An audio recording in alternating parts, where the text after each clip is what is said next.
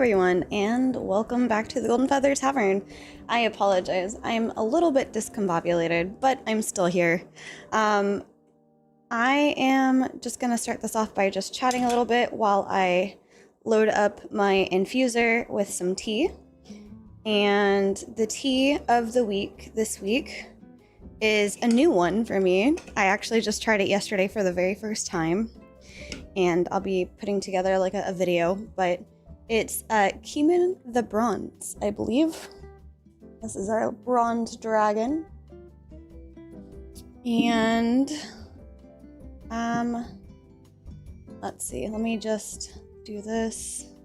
If you guys do not know, bronze dragons are I think along like a lot of the metallic dragons, because this is, here, I'll just show you real quick. This is a flight of metallic dragons. One of D&T's newer things. They actually just launched a matcha, so curious to see how that one tastes. But for alignment, let me see, alignment and personality. So, bronze dragons are known for their duty-bound and honorable nature. They are committed to order among the greatest champions of that ideal.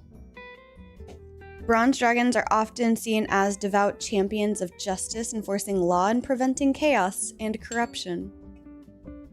So, we have that. They are duty-bound and honor-bound, and their actions are driven by desire to ensure a universe governed by law. However, some bronze dragons may act as despots or tyrants, even if it means acting as despots or Okay. That was a bad AI overview. But anyway, long story short, they are typically, the metallics are across the good alignment. Let me see. Metallic. Are you gonna have, it's obviously got flying. Lawful good. There we go. The bronze dragons are lawful good. So we're having some lawful good coffee, or tea this morning. Coffee, wow. I'm putting 1 teaspoon in here. I have my little Tivana teaspoon. And I will show you what that looks like in just a second. This is my strainer. It's got a little D20 on it, and it fits nicely right into my cup. So this is per serving. So 1 serving makes 6 to 8 ounces. And I love it because for mornings like this, I can just make my 1 tea. But yeah, I was gonna show you guys. Here's the tea leaves. I don't know if you can see this. It's so dark. Hold on.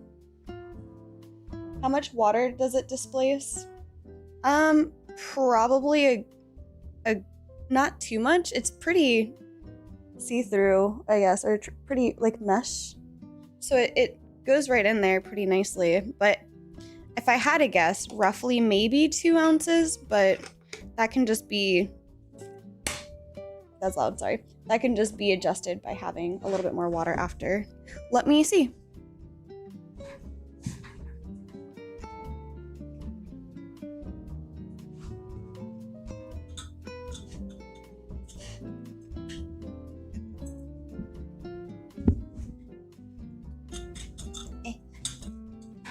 There we go.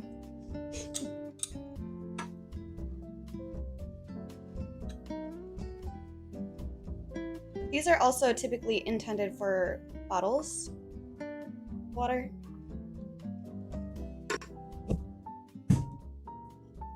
And yeah, not much at all. Yeah, not much at all. Let me turn this so it's a little easier. I'm right-handed, not left-handed, so yeah, just like the minusculest amount in my opinion. So yeah, we'll let that sit.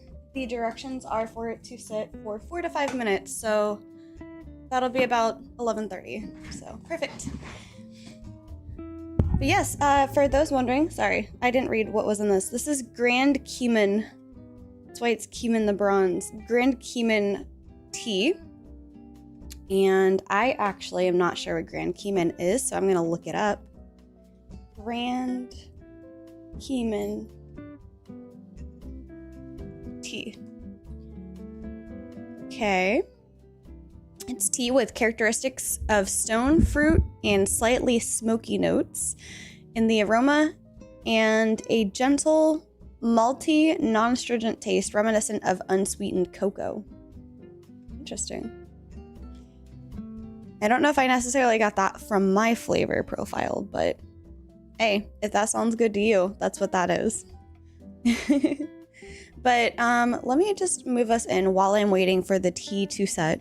I don't have anything for us in terms of a tarot card today. I did want to do that, but I still don't have tarot cards yet, but that's okay. I did want to show you one thing that I backed, which is the Pumpkin Spice RPG, which is what we're going over today. But they have their own kind of like tarot cards in their backer kit. Let me see if I can get into their backer kit real quick because I have it listed in the description. There we go. Add-ons. So let me just move this over. There we go.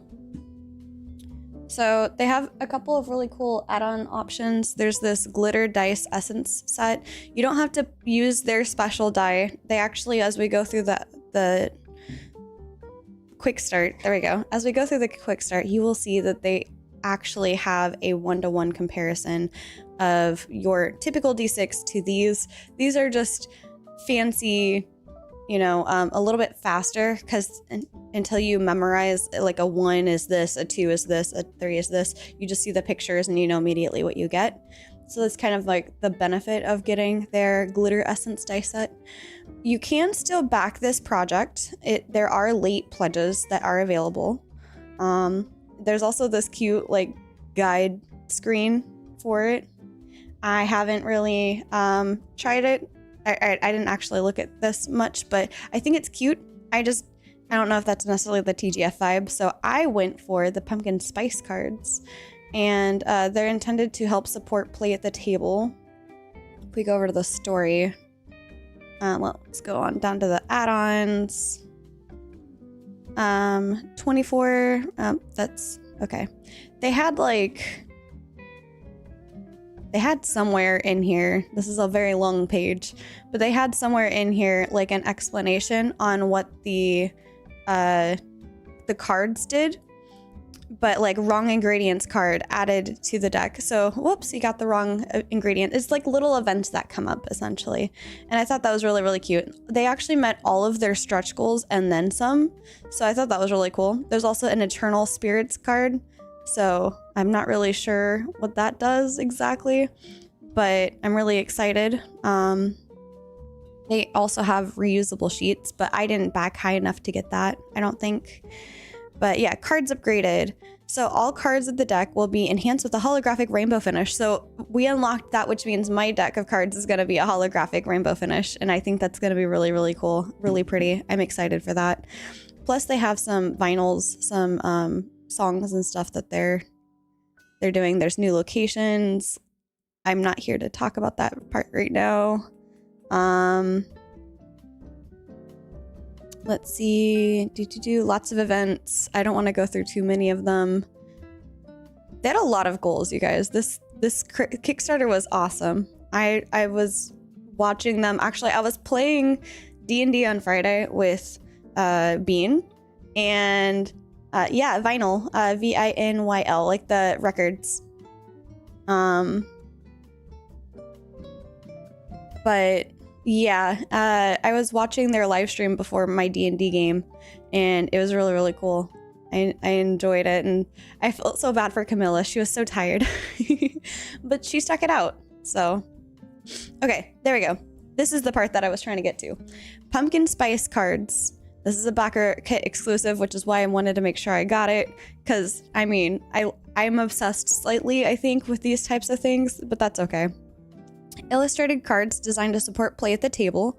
Use them to handle unexpected magical events, or UMEs.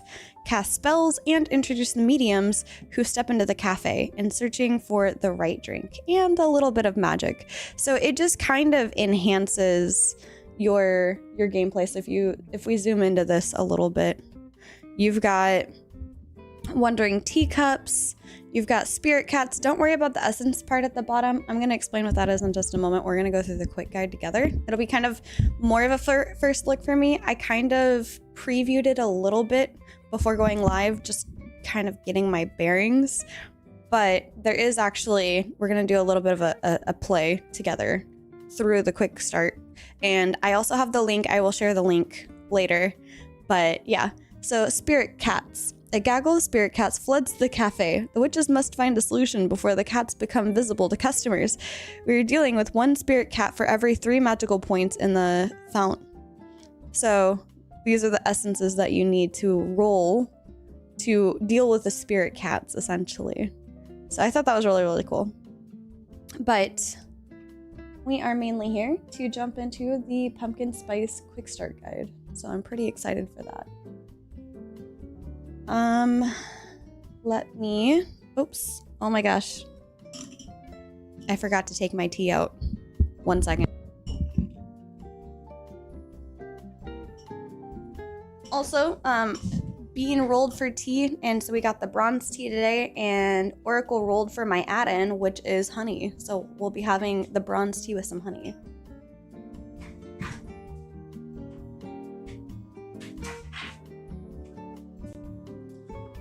This could be good. This could be crazy. I don't know. I haven't had this one with honey in it, and it tastes pretty good by itself, in my opinion. I'm just gonna add a little bit. A lot of these have a very like naturey flavor to them. Very, very earthy vibes. Vertec actually was talking about possibly using one of them as inspiration for his dwarven tea. That's what I was trying to say. Brain, function with me, please. So I'm mixing that in. This is the final outcome of the color. So yeah. Okay, sorry. I'm a little short. It's a little hard to like move around. Let me just real quick. Something came up.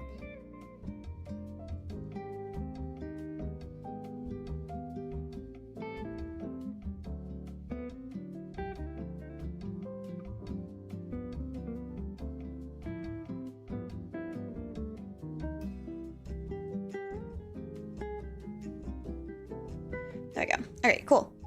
All right, so pumpkin spice quick start. I will go ahead and share the link to that. You can find this on the, actually, here's the backer kit page first. Sorry. Here's the backer kit. And you can find this under the free quick start tab on the side. I'll actually leave it at that. That way you guys can go through that yourself. Or if you want to, follow along with me, I'll have it on screen. Oh, hey, the restream actually worked. Nice. I did not expect that. Sorry for the duplicate message there. But, all right, so our quick start. This is about, how to do the crowdfunding with them, how to help them, essentially. And I just, real quick, wanted to mention...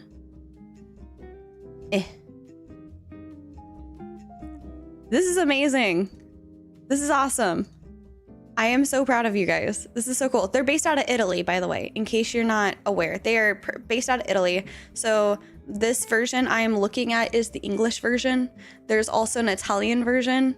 And we were thinking of trying to make a joke about like a 10-minute item or something, because they were doing, for like the last 5 or 6 hours of the campaign being live, they were doing every time they got 100 euros met, it would restart the clock.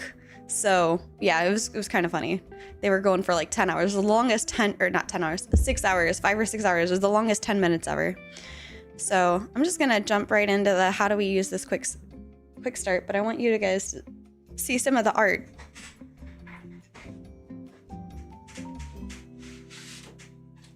I have been following this game, or been watching for this game, since October.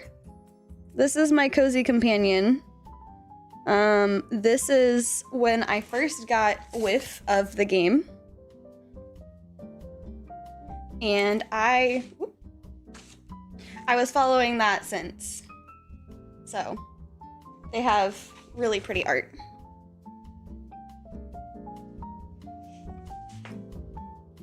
And they actually did like a whole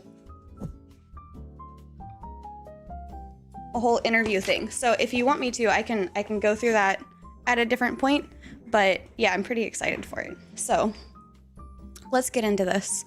So how to use this quick start. Pumpkin Spice is a cozy role-playing game, or an RPG, in which you play a coven of witches who run a magical cafe, looking to preserve and grow the mystical energy of the Fount of Magic that dwells within the establishment. This quick start is designed as a tutorial to read and play together, experiencing your cafe's first day, which is divided into a series of playable moments, or scenes, if you will. Your first meeting, the grand opening, the first customers, unexpected magical events, and so on.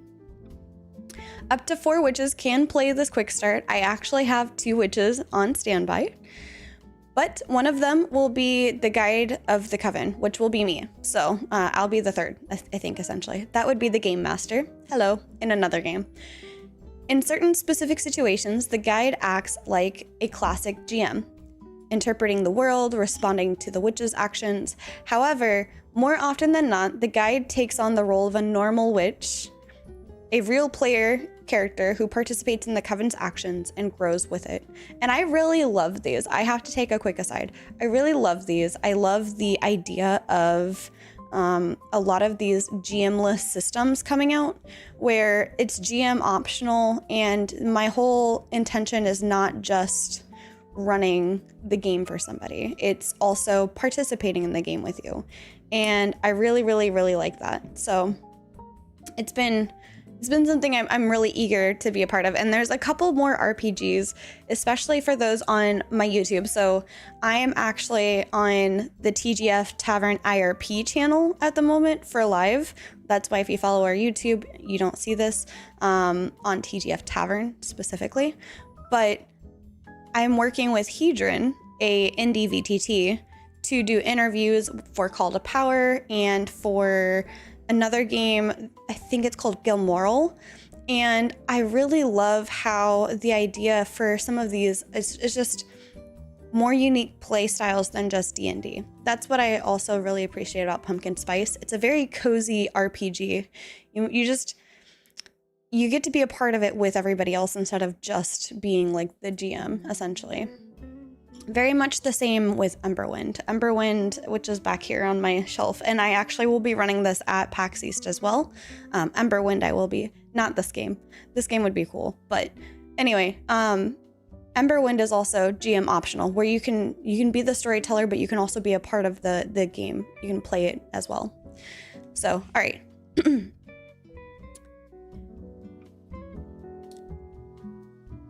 So it really takes care. Yes, exactly. It does take care of the forever DM problem. And I really appreciate that, because I think oftentimes as DMs, we also really want to play. I don't always want to DM. I don't mind DMing. I love DMing. But sometimes I just really like sitting back and playing as well. But being able to be a player and a part of like, okay, well, this is how the story is going is really, really nice. All right, so however, more often than not, the guide takes on the role of a normal witch, a real player character who participates in the coven's actions and grows with it. The only difference is that the guide should usually act first to set an example, or last to leave room for the other witches during a scene. This approach is possible because the narrative is not polarized by the GM within parameters established by the type of scene, called a moment, or by the guide. The witch who acts tells the story and expands the narrative details of the situation, developing the plot, describing their actions, and recounting the outcome of their dice rolls or the tests. So you're essentially, you do one test per witch. We'll get more into that later, but with that test, you roll however many d6. Hey, noob, welcome in. I'm going over Pumpkin Spice, the RPG. We have room for one more witch if you would like to join us. Feel free to pop into the live stream queue. And it's okay if you don't know how to play. I am going over how to play right now. That's the whole point of this quick start. But I really like this part because as players, you are basically helping to build the story. And it's more like we all keep each other accountable because we're sharing the same narrative. It's not just, this is how it happens from a GM's perspective. You're telling me how it happens. And I really appreciate that as well. The golden rule of Pumpkin Spice is this: whoever acts tells the story, following what was previously established by the scenario or players. Besides this text, to play you only need the witch and café sheets, which I have over here. Real quick, I'll show you. So we've got, go away. Also go away. We've got our witch sheet, which has the reminder of what the different essences are based on your role, which is, I appreciate. I think if I were to make this for a convention or an in-person game, I would print these out double-sided. So you had one side with like your spells with names and notes and essences related to them, and the other side was your character, which is the traits, the familiar, and things like this. And this is the Coven Witch that is a pre-made character. It's the pre-gen. But I love that they leave open the name, the how I look, and the witch I dream to be. Mainly because I think it's nice to be able to, as a player, pick up a character and then still feel like you're able to choose what your character's name is. And I think that that goes a long ways toward making it feel a little bit more personal. I think as much as I like the names, you just may not like the name of that person. And I gotta click out of all these. Sorry guys, hold on.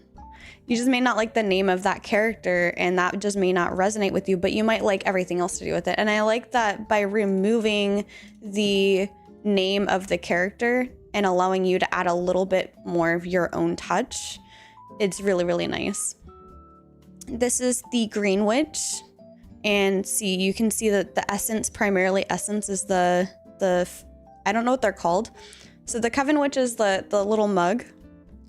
The Green Witch is the plants. The Secular Witch is the cauldron. And the Traditional Witch is the spell book, or I'm just gonna call it a book. We also have a cat option and a hat option, a witch hat. But there's also cafe sheets. You've got your grand opening. You've got how much your hot brews are and what your specialties are. And you've got what's in your pantry and the Fount of Magic that you have available to you. Things like that. This will make more sense in a little bit, but I just thought it was really cute that they laid all of that out. But aside from that, you need a dozen 6-sided dice and some pencils. But for this, we're just gonna play it over Discord, and we actually just, you know, please don't spam it. We actually have a roll 1d6. I think, or it's roll d6. There we go. We have an exclamation mark roll space d6. So we'll probably use that, and I'll have maybe the players use that to roll what dice they have. Feel free, players, those are listening, to just use your personal dice as well. I just thought this would be kind of a fun way of having the community interact with us. And if you guys want, I'll have chat roll for me, just because I think it'd be funny. All right, so you'll need a sheet of paper for notes, and then take a look at the first sections of this booklet. which contain brief information about the game world and rules. When you are ready, the guide can begin reading aloud our witches section, where you will start selecting your characters. So I'm going to put this on screen. I'm going to grab, well, I have a pen and paper here, so I'm good on that. I'm going to have some tea, though.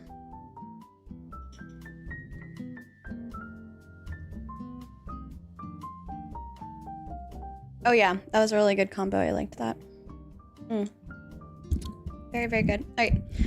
I do have a bunch of D6, but I don't know if they're necessarily needed, but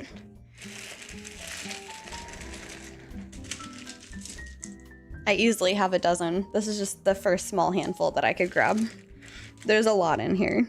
I really like the Aurora Borealis dice. So those are on hand. All right. So, special stew. I like that. Discovering magic one beverage at a time. Does the air seem thicker and your skin tingle as if awaiting a shiver? If you squint, following the dance of dust motes, through the light, gazing towards the shadowy silhouettes of the city, you may notice that something unusual is vibrating all around you, hidden from view. If you were a witch, you would know for sure that this is magic. I'm going to make this a little larger, just in case you're on mobile. The world of pumpkin spice is much like our own, except for one small detail. Magic is real. Although less vibrant than it once was, and almost suffocated by technological and industrial progress, magic continues to fuel the dreams of people. For many, it is nothing more than a breath of hope in the whirlwind of everyday life. For others, it is the very cornerstone of existence. These people are called witches, and since time immemorial, they have practiced the magical arts for the good of the world. In our increasingly interconnected times, the Witch World Association oversees magical emanations and people who can use them. The witches who are part of this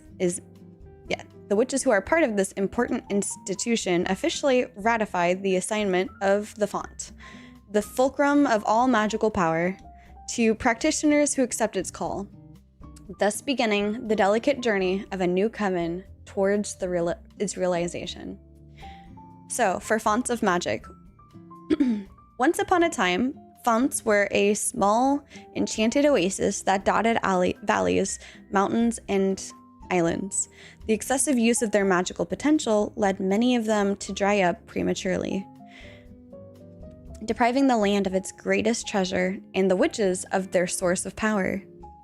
In today's life, it is increasingly difficult to preserve these enchanted corners from the rapid advance of cities and factories, as well as from the ambitions of those who crave their secrets.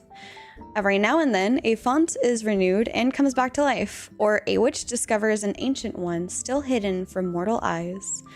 Founts may be in spiritual places where witches have danced and performed sacred rituals around ancient trees, in clearings where they celebrated their Sabbaths and where nature still grows freely and luxuriantly, or dreams and hopes shared over a good cup of tea, may even generate a fledgling fount. And I would like to imagine that we are one such coven meeting over a good cup of tea. The fountain play. In terms of rules, the Fount of Magic has limited number of magic points, 10 at the start of the game, which rises and falls based on the actions and choices of the coven. Using magic or casting spells always requires spending magic points, and the Founts Reserve are a resource shared by the whole group. We can spend points independently and whenever we want to achieve magical effects, but safeguarding the fount is a shared responsibility. If the magic points reach 0, the fount risks being extinguished forever, depriving us and the world of one of the last glimmers of the magic and hope still in existence. So basically, it is a shared resource. So you get 10 points of magic, and that's something that all players at the table can share. However, be mindful of not using too much magic. And one such example we'll see is using a point of magic to be able to re-roll something. Let me have some water. So, witches. Witches are people who perceive and manipulate magic, have always existed. To become true enchanters over the millennia, they have developed an almost symbiotic relationship with the Fount of Magic, from which their powers derive. Truth is, a witch can manifest their full potential only when near a fount. When a new fount appears or begins the process of renewal, the magic itself chooses novice witches to come live in its vicinity. This process begins a journey of realization for both the witches and the fount, which will lead them, in the best case scenario, towards manifesting their true potential. So, forming a coven to oversee the growth of a fount is intertwined with the full emotional and magical realization of its witches, and all of this takes place under the watchful and stern eye of the Witch World Association. Tending to a fount is an honor, but also a true burden because the magic's well-being depends on the witches' choices, and on how, together, they face their new enchanted life. Then we have the café. Inevitably, all living beings are attracted, even unconsciously, to the magic of the founts, ending up forming places of gathering or prayer around them. The witches who oversee these places usually offer visitors small delights to relax the soul, a drink or a pastry that connects them with the fount. Today, bars, restaurants, breweries, taverns, and pastry shops are just some of the ways witches have found to help founts connect with the emotions of their mediums.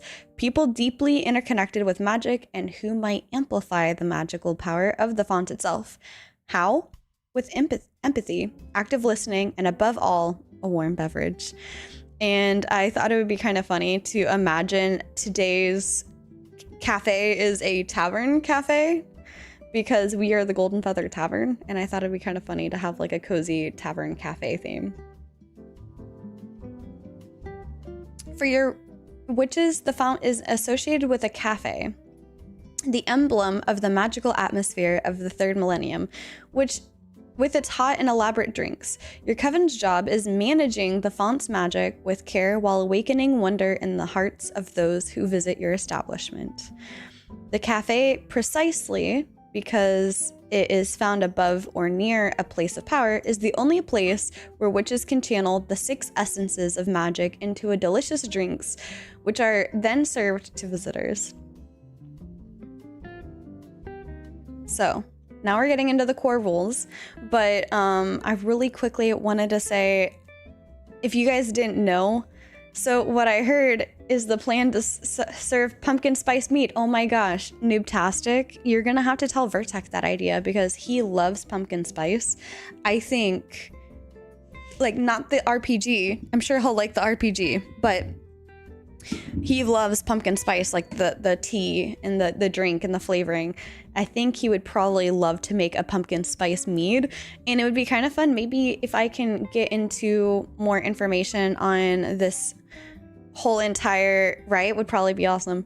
If I could get more information on how this entire thing works in terms of the systems, maybe we can make our own TGF card for or like item for pumpkin spice mead that can be, you know, special.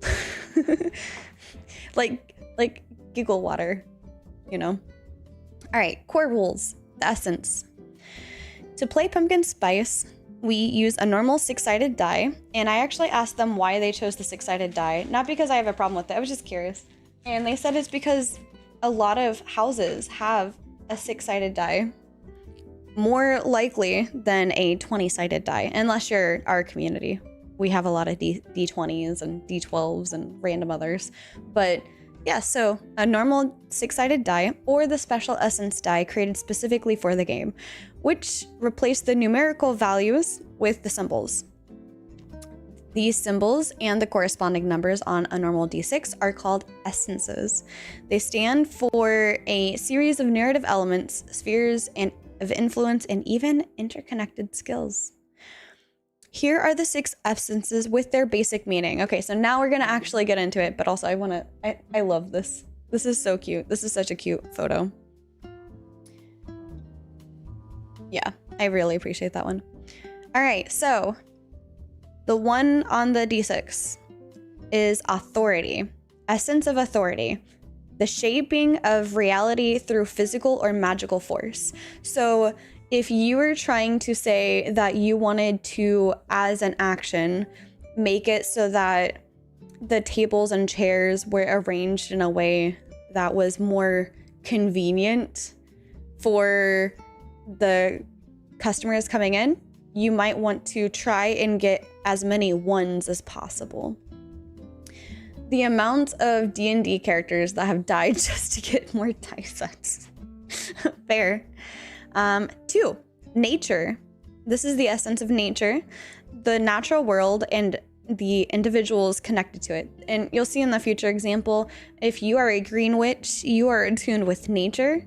And the example that they gave was she wanted the flowers to be blossomed in a certain way, so she tried to roll as many nature points as she could. So for that, you're going to try to roll as many 2s as you can. And I love this because there's not a, oh, it feels bad because I roll lower.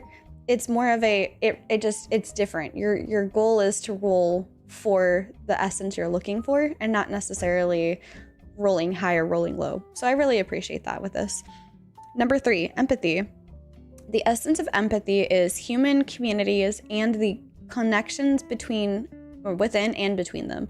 So if you're trying to use empathy to calm down a customer who's a little bit riled up, that you would try to get as many 3s as possible. Let's see, 4, stillness. I like that the cat is stillness. Sometimes if you guys have any like cats that do zoomies in the middle of the night, they're not very still. Essence of stillness, an individual's deepest, most private and hidden self. Okay, that part I understand being a cat. I appreciate that. 5, imagination. Essence of imagination, the perception of the future as well as artistic and creative flair. So if you are trying to do something with this essence, it's probably something along the lines of trying to make an interesting mural on one of the walls or something creative hanging from the ceiling. I don't know, just some examples. And finally, 6, wisdom. The perception of the past, as well as the ability to interpret personal and collective history. So understanding the history of the local area perhaps might help you more easily interact with your patrons, for example. In pumpkin spice, we never need to add or subtract numbers. When we roll the dice, we do so to see which essences will come up. In the text, we often just find the symbols indicating the various essence. The correspondence between symbol, name, and number is shown on our sheets, and we saw that here.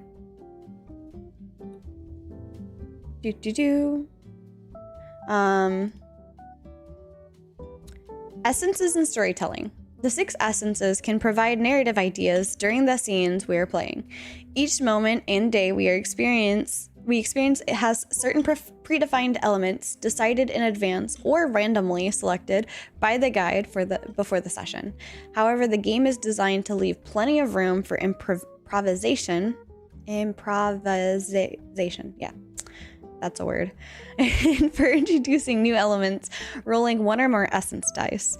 At specific moments during a session, or generally when any witch wants to add details to a situation, they can roll the dice and introduce a new narrative element by interpreting the outcome of the roll. As always in Pumpkin Spice, the person who rolls the dice tells the story. The suggestions from other players may also be welcome. I don't know which one you picked, Oracle, actually. I can't really pin any of these to something that you would pick specifically. Let me just do this real quick. Copy link address. I'm just gonna repost this here and I'm gonna just pin the, oh, that is, never mind, delete. Unable to delete the message. Rude. Try deleting it here. There we go. Let me just grab this link here real quick. Doop doop. There you go. I'm going to pin that one until at the end of the stream. There we go. That was a very long link. The secular witch. Okay. Whichever one lets you go to the mountains and harvest coffee beans all day, says Mr. Nametastic. I like that guess. Okay. However, the game is designed improvisation. Yeah. Okay, cool. As always, in Pumpkin Spice, the person who rolls the dice tells the story, but suggestions from other players may also be welcome. So it's one of those more collaborative environments. I like it. Essences and action resolution. Essences don't only provide storytelling ideas during the game, they also are used for resolving actions. When called for, typically once per scene, our witches can make tests to see which direction the story will take them. I read Tinkerer and I was sold. Fair. I will dive deeper into the different witches and after we get to that part. But yeah. The witch making a test describes the situation and their actions, then selects the trait to bring into play. The guide decides which of the 6 essences is most relevant to the context. So, for example, you'll tell me what you want to do. I will decide which of the essences most contribute to what you're trying to do. And then that will be the goal for you to roll. This is the essence or essences in many cases that we need to obtain with our roll if we want the test to be successful. And I think with the combination of essences, you can make the roll a little bit more difficult. Remembering that recipe you glimpsed in an ancient remembering the recipe you glimpsed in an ancient alchemical culinary grimoire, essence of wisdom, 6, rolling a 6. Making a it's saying essence of wisdom, like you should roll an essence of wisdom. Making techno-magical improvements to the coffee machine, essence of imagination. The choice of essence is the goal of a test. It's primarily a narrative question. However, as we will see later, each type of witch has advantages when testing for a specific essence, thanks to their magic.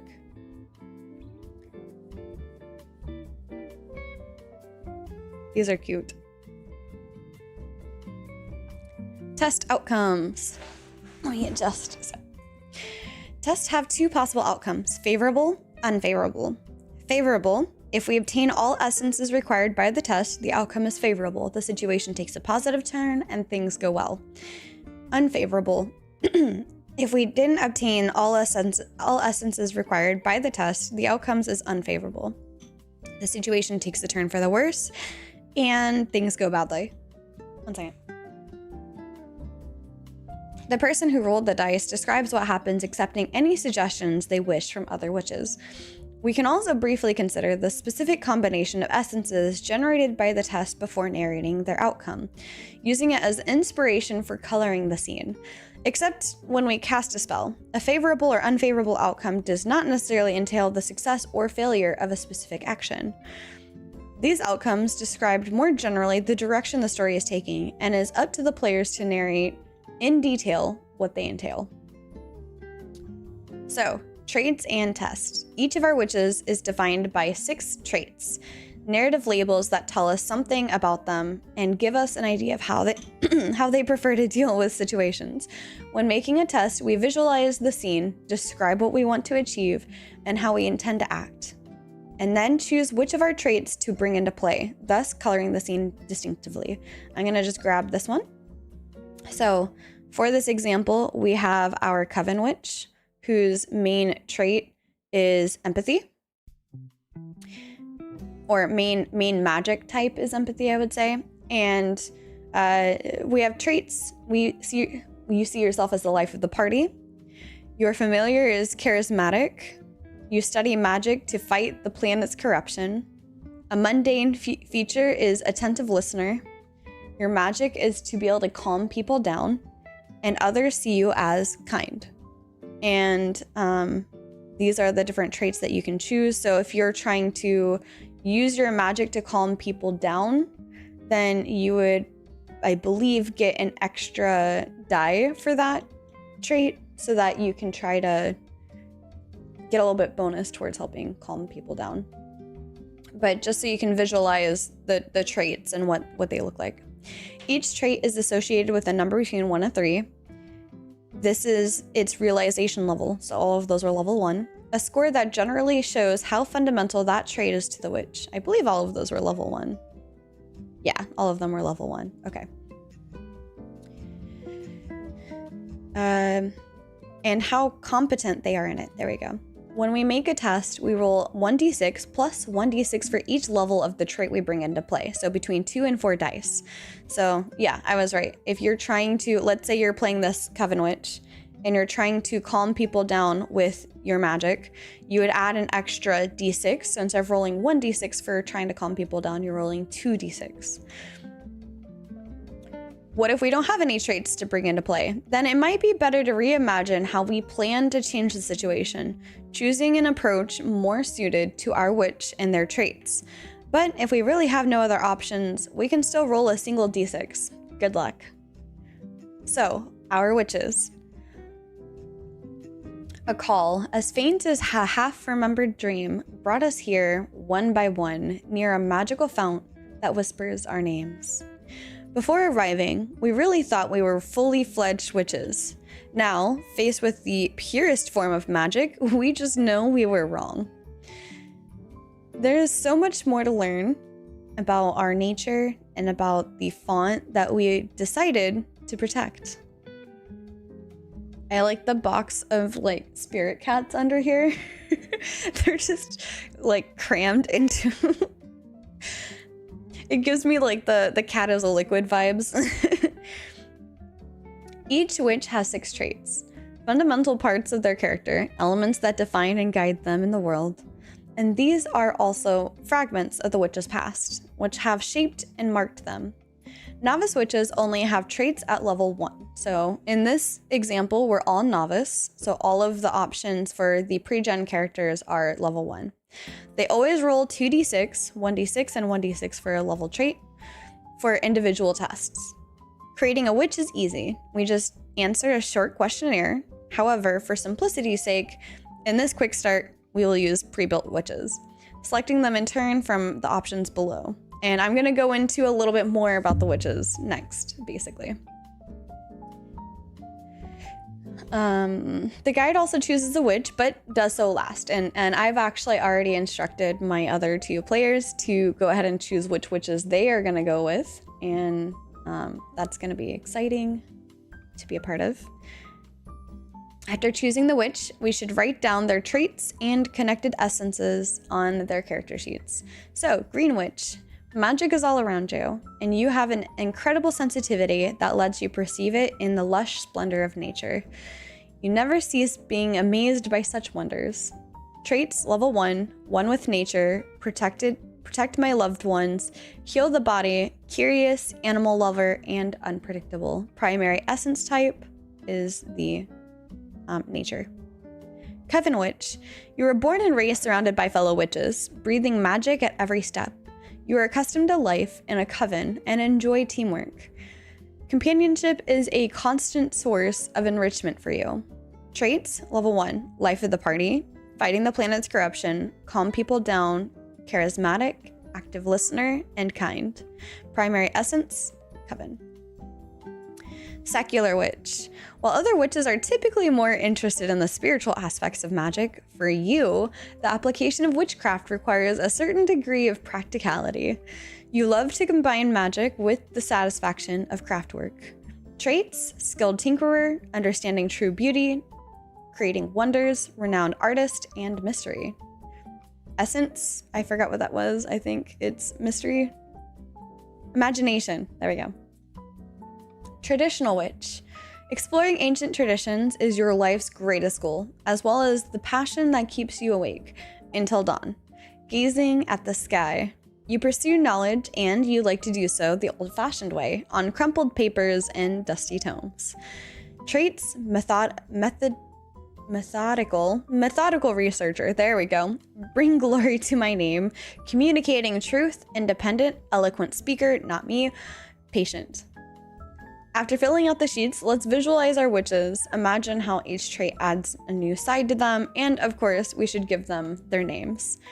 Keep in mind that our witches are young, only in terms of their magical journey, but they may be older in years. Likewise, though we might instinctively think of a witch as feminine, the world of witchcraft is as diverse as humanity itself, attracting practitioners of any gender, race, beliefs, and identities. So, I am hoping to see more of the other, because I noticed that there's other essences. I don't know if they're intending on having 4 core essences, but yeah, would be nice to see some other ones. I like that the cat's like looking at the book. You can brew it. I need this. I need this actually as a sign to put behind me. So, magic and dice. We're almost to the actual play part. Sorry, guys. Magic and dice. Each witch is connected to a specific essence. When we make a test and after seeing the roll's outcome, we can spend 1 magic point to transform one of the essences obtained into the essence we are connected to. For example, a traditional witch is connected to knowledge, I believe is what that is. They rolled 2d6 for a test and get a, I'm gonna go over here. Get an authority, wisdom. They're connected to wisdom. They get an authority and an imagination. The goal of the test was to get wisdom. Yep. The witch can spend 1 magic point to transform one of the 2 essences obtained to be wisdom instead. So you have, again, 10 points of font magic. You pull 1, so now you have 9, but you use that 1 to transform either the imagination or the, what was that again? Authority into that. So transform the essence we are connected into another essence of our choice. So this is another option. For example, a green witch is connected to nature. They roll 2d6 for the test and get nature and coven. If the target of the test was stillness, I believe, the witch can spend 1 magic point to transform the nature obtained into the stillness. Remember to always describe how to use how the use of magic manifest. It will be invisible to mundane people who at most perceive it as whispers, but not to other witches or supernatural creatures. We can use magic to manipulate the results of the dice multiple times on the same test, but each time we must spend 1 point of magic. This is an extraordinary power, but one that progressively drains the font that we have sworn to care for and protect. So sometimes you're just gonna have to take whatever fates give you. So, I think this is where we're starting to get actually into the play part of the quick start. quick guide, whatever. Our cafe. You know what? I'm gonna pause here real quick. I'm gonna pull in my 2 witches that are waiting. And we're gonna introduce, I'm gonna pick which witch I'm gonna be. And we're gonna see who they are in terms of witches. So give me a second. Hello, witches. Welcome in. Hello. Hello. How goes? Going good? Magical. I just see Oracle, so let me see if I can adjust this Discord overlay to ensure that it is showing you both. There we go. And hiding me. There we go. Cool. All right. So, which witch did you choose to play with? I chose Secular Witch. Oh, sorry. Hold on. I can't make you any louder, Oracle. Hold on 1 second. Oh, this is a little bit frustrating.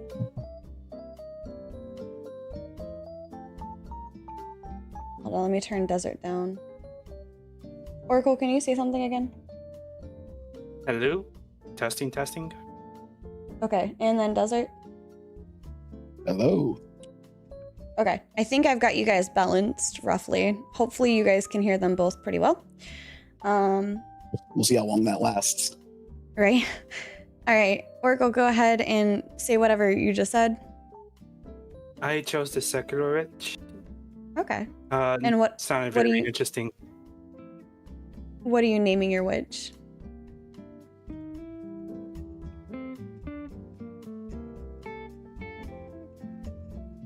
You haven't gotten that far? No. Panic Okay. button. The most important Right. part. All right, Desert, how about you? My witch is Genevieve, and she is a traditional witch. Okay. So we have, oops, that's for the cafe. We have Genevieve, our traditional witch, who is stapled in wisdom. And what does Genevieve look like to you?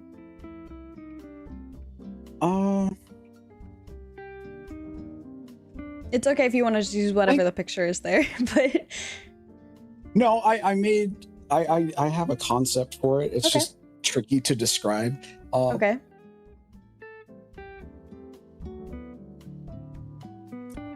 Outdoor clothes, but a professor, almost like an archaeologist.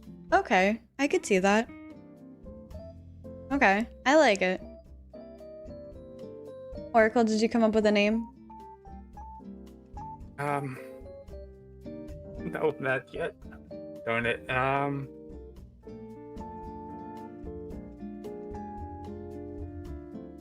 Let's see. I'll give you some more time.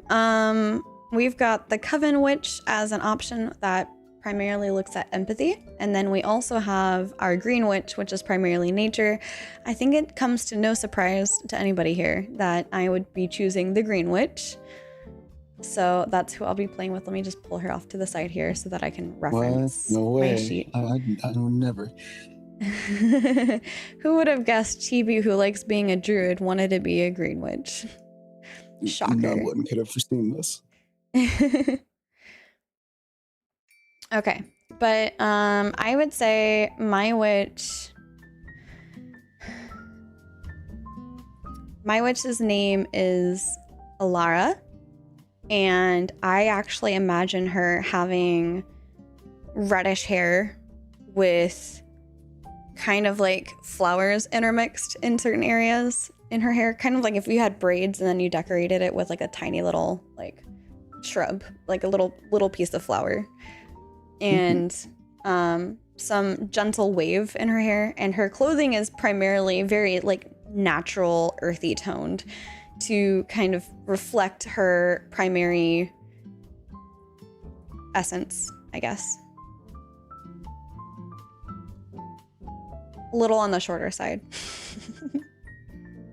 Of course. I am amazed. You're swinging for the fences today. I know. So crazy. Okay, Oracle, did you come up with a name yet? Yep.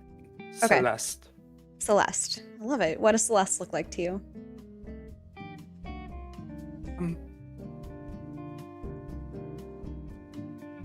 A mixture of like starry clothing Mm. with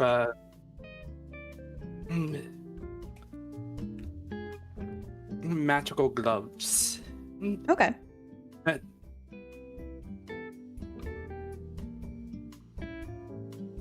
So, we're just gonna use the Golden Feather Tavern as the cafe for this.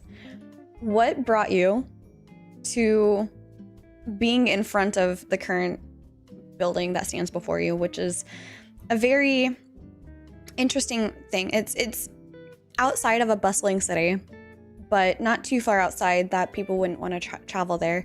And it has its own kind of Renaissance-y charm. It's very wooden, it's very stone, but it's got a warmth to it. And looking inside of the tavern, you notice it was once a tavern, but has since been vacated. And now is the option for you to open up a new cafe here. Whilst keeping its tavern charm, it still has a variety of option for it to become a little bit more cafe oriented and hangouty. Still very much used for community and connection and potentially rumors, but it still has that nice charm of wood interior and a nice, almost not uncomfortable, but like a well-worn metallic table set with chairs and things, as well as areas for comfy, cozy corners.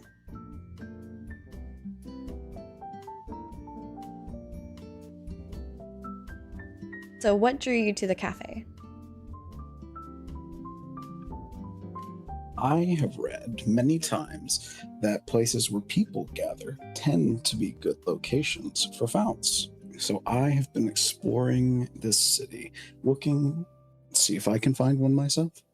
Hmm. Okay. For me, it was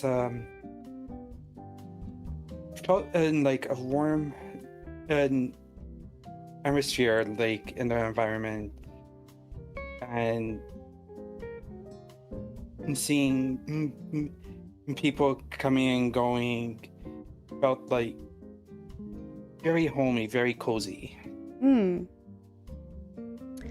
I think for Alara, she would have happened across this building at one point and found it rather charming, and appreciating the fact that it's still made of very earthy elements, whereas in contrast with the city, there's all of these new modern buildings and things like that that have really cool designs, but this just feels a little bit more in touch with nature for her liking. And so I think she'll find it something that she wants to be a part of and drawn to.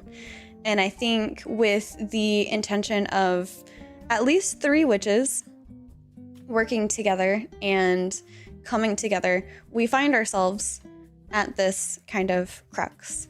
And after getting to know each other, we set out exploring the ruins of what would have become our cafe, or what would become our cafe. On the counter, as we enter into this tavern-esque cafe, lay a strange aged letter covered in a layer of dust and cobwebs, as if it had long awaited us in our arrival. A strong magical residue still lingered on the grainy surface of the paper, tinged with the scent of belladonna, a welcome, but also a warning. It's from the Witch World Association, and it reads, Dear witches, welcome to your font.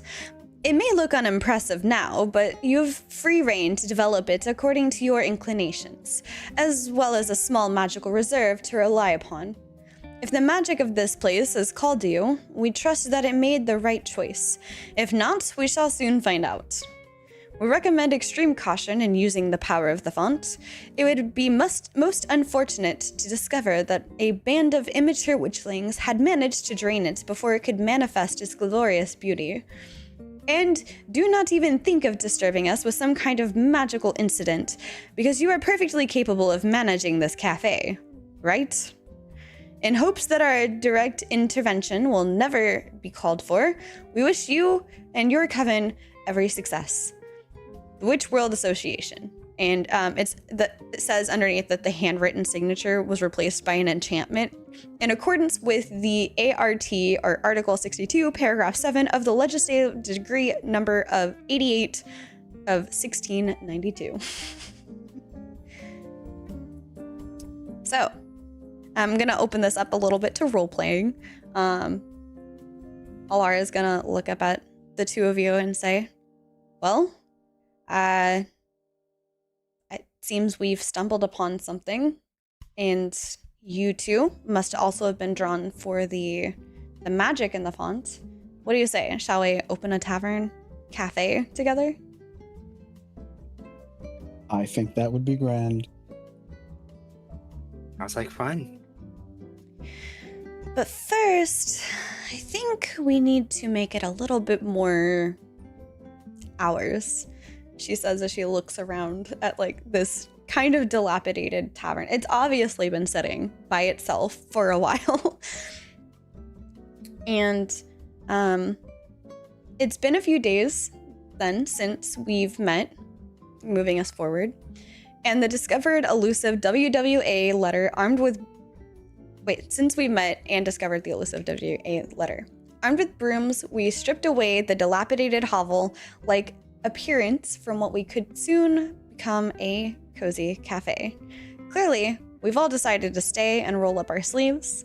We can even decide to settle inside the premises, or perhaps an apartment lies on the second floor, or some other alternative solutions within the neighborhood. I think it would be fun to suggest perhaps we're all just living in this tavern, and there's like tavern keeper quarters that were once created, and then we can redesign that. We'll have like our own rooms essentially where we could each stay if we choose to. I'm good with that. That will do nicely. All right. Now it's time to describe what will become the stage of our new life as witches. So let's first imagine an area that surrounds our cafe, which will also become part of our tale.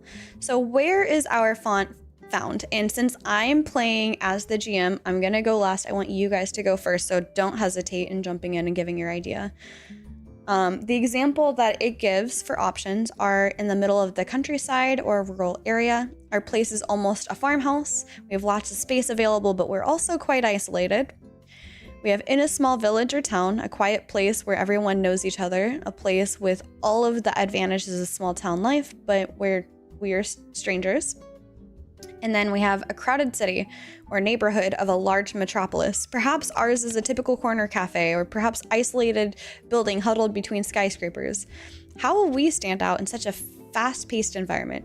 So I did kind of give an idea of, but that doesn't mean that we can't describe like what the immediate area of our area is. I was just thinking it would be kind of nice to have it outside of a town, but we can totally change that if you want. I'm fine with it being on like the outskirts. Okay. Yeah, I'm good with that. Okay, so I'm gonna just write this down. It's on the outskirts. Totally not for something else later of a town. Okay. So basically just reading on through the quick start. What do we think about this? The decision has a narrative value rather than a mechanical one, but of course, based on this choice, the context of our sessions will change significantly. What would we all prefer is what the narrator would say, and I kind of said something along those lines. But It works, it works. yes. So what type of cafe? Now that we have a clear idea of the context, it's time to personalize our venue. Let's start with some general features. The cafe could have been passed down from generation to generation and seem frozen in time, as if apart from the gathering dust, nothing had been changed in years. Letters from the 1940s are still stacked on the corner near the cash register, and an elegant blue linen jacket rests on the back of an old wooden chair, undisturbed. Or perhaps ours is an anonymous place that still glistens with brushstrokes of industrial paint. Without a single stain on the brand new tables, the smell of plaster and new beginnings linger in the air. We don't need to worry about too much about defining the layout of the cafe in detail. This isn't that kind of game. The important thing is that each of us contributes an element of furniture or decoration based on our own preferences and personality. So who wants to start? And since I'm the guide, I'll go last.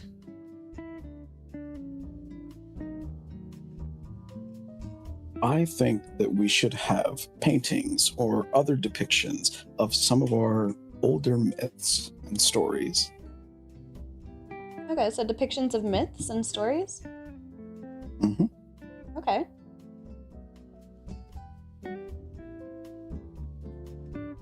Oracle?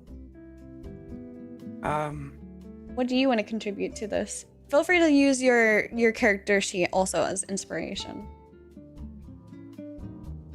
I was thinking some devices to play background music. Okay, Like, I like that. add to the ambiance of the cafe. Okay. Okay, and then because I am of like an earthly nature type person, I think I would want to have some greenery around the cafe, and I would want to define it in such a manner that if you go into different areas, it has a different vibe to it. For example, like in the cozier corner, perhaps there's some lavender blooming over there. So while you're over there, you just get a really nice, chill and relaxed vibe. But then towards the front, if it's a little bit more busy, there's more of like a bright and welcoming type of scent. Like, not necessarily like roses, but kind of like the inspiration of like sunflowers, for example.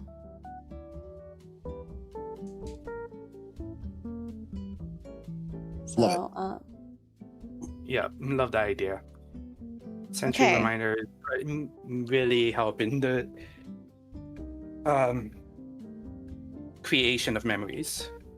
Yeah, exactly. All right, so I guess what I would say, I want you guys to go a little bit more into your roleplay real quick. And so, does it remind me your character's name again? Genevieve. Genevieve Celeste.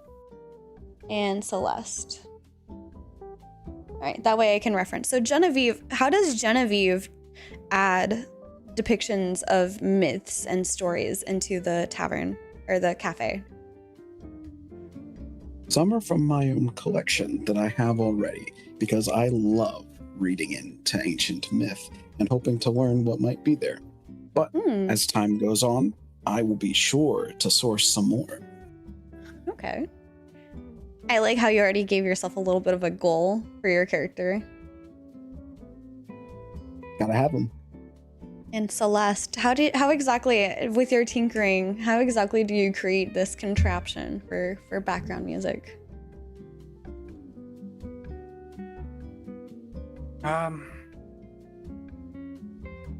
I was thinking like a music box, the ones you wind up, but instead of a winder, it's powered by magic.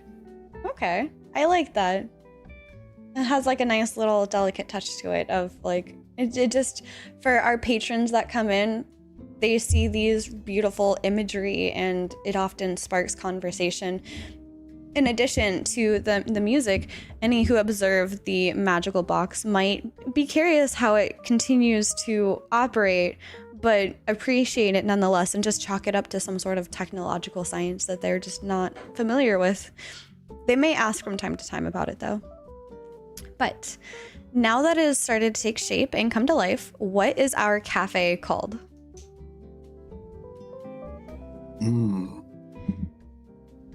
And for those that are watching, I have a cafe sheet here, and we have a section up here for the name of our cafe, and we have the place here. So this is something that we're going to be building together. So any suggestions on what we want to name it? Otherwise, we can totally just leave it blank for right now, and we can let maybe the vibes dictate what it could be called. I might need to vibe check this one. Okay. One vote for vibe check. Yeah, vibe check for this one. All right, sounds good. We can totally vibe check that. So at the top of the sheet, as I was showing you guys on stream, you will find one last essential element, the vibe score, which generally shows how welcoming our cafe is.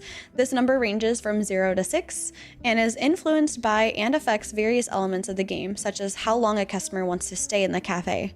At the beginning of this game, given our efforts to restore the venue, the vibe score is currently at 3. And that takes us into our first official scene, the grand opening.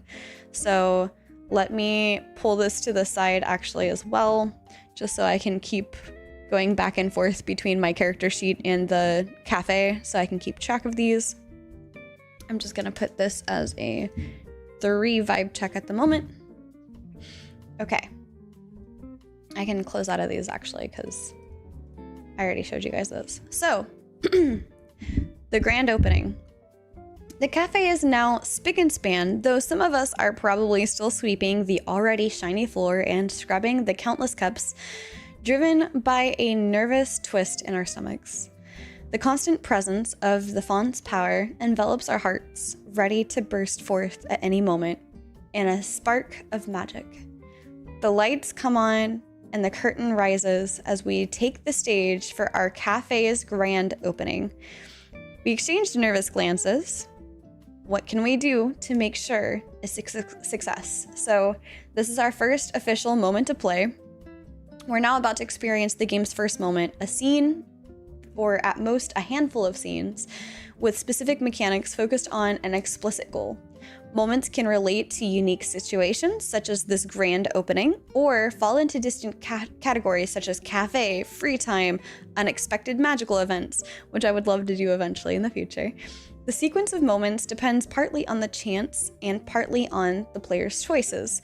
It's often up to us to choose which moments we want to spotlight next. So, managing storytelling during a moment's flow follow these basic concepts. So we will take turns. Again, I am the GM, so I will go last. Unless you would want me to go first, then I would like you to let me know, because I can go first as an example, but otherwise I want you guys to kind of take the lead on this. We will describe the emotions, thoughts, and actions of our witches. We can spotlight the witches in any order that we want. There's no specific order, so if Desert goes first one time, he doesn't always have to go first. Following the story. We can always intervene to help our less enterprising companions take part in the narrative. So, with a so what do you think? And if it's one of those where you're not entirely sure if you like the idea, you're just throwing it out there, feel free to also say like, so what do you think about that? Or what do you want? So, when it's our turn, we narrate freely, interacting with other witches or characters present and using the essence dice. Or our imagination to add details coherent with the story thus far. The guide can intervene to clarify any doubts, so feel free to ask, but we are all responsible for the consistency of the narrative, as I was kind of hinting at this morning, or earlier at the stream. Most moments need only one test per witch. Typically, the tests and the descriptions of their outcome end the moment. Depending on what happens in the story, we may be tempted to use multiple tests during the same moment. This is usually not necessary. Our witches are competent and magical people, after all, especially if we act consistently with our traits. We are able to do and make happen in the story more or less whatever we want. So, use tests to answer the core questions of each moment. The question, and therefore the goal we face, is how to best prepare a grand opening for our venue. Each of us can choose how we want to try to improve the cafe's vibe just before or during the opening. We might have crafted tables and furniture in an unmistakable style, prepared breathtaking decorations, staged a musical or poetic performance to attract visitors, coordinate the event, take place at the cash register, and do the accounting or give the table service we've all got. So, what do we want to do to make the opening truly special? Does anybody have any ideas?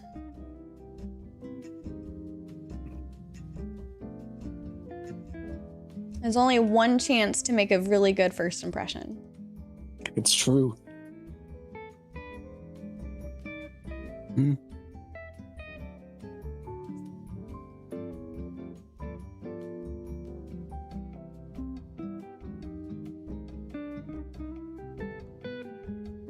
To what extent can we make magical effects happen? In my opinion, I think to whatever extent that you think is reasonable. After all, we're all witches. We all have magic. This isn't quite like D&D where there's like a limit. I think it still needs to be reasonable though. What are you thinking? I think I would like to make the pictures seem alive. Of all the Ooh. portraits and stuff that we've hung around, I want to give them like a limited animation almost, where if you see one out of the corner of your eye, it seems to be moving, but if you look at it, it's not going to be just like a movie picture or anything. Mm-hmm. I like that. Okay. I feel like that would use the imagination dice. Okay. So, are you proficient in imagination? Is that your type? Think so. Okay. No, I am wisdom. All right, then you would That's have my to roll. specialty. You'd have to roll 1d6 then to use that, and hope you get a 5. Tragic. I have a 4. Okay. So let me see. Is it too yeah. early to be spending magic? Hold on one second. You also have to decide which trait you're trying to bring into play, I guess. That was my bad. I missed that part. So, Well, I think you had it correct. I think this would be imagination. Oh, trait. Gotcha. Real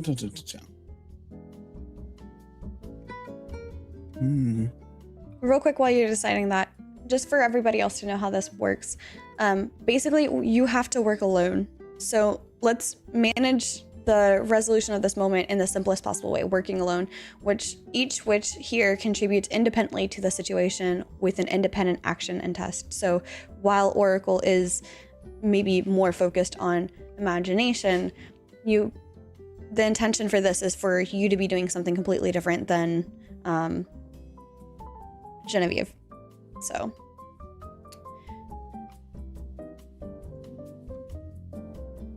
I think this is communicating truths because magic is alive. okay, but also some of these are myths and stories about in the world related to possibly magic. Have their own set of truth. Yes. Yeah, I think that would work. So go ahead and roll a second d6, I guess, for that. No luck. No luck. Okay. Let's see. Yeah, you can use the magic to change the outcome of one of the dice rolled, but it will cost us 1 point out of our 10 to do so. And I guess you're the one that made the test. So with you not being successful, what happens? As I'm trying to instill some life into these pictures, it seems instead that I'm just sort of making the paint look a little less sharp than it was before. Okay, so they're a Looks little bit more fuzzier. dull. Okay. Yeah. Perhaps it'll add some dated charm to it. Oh, I can only hope. All right, Celeste, what are you doing? As we prep to make our first grand opening an amazing one. I want to put a spell over the music boxes to be able to influence, but like have a different sound to each of the patrons coming in. Okay. Like specific to them. Okay. I like that. That would definitely be imagination. Which trait are you going to attribute to this check?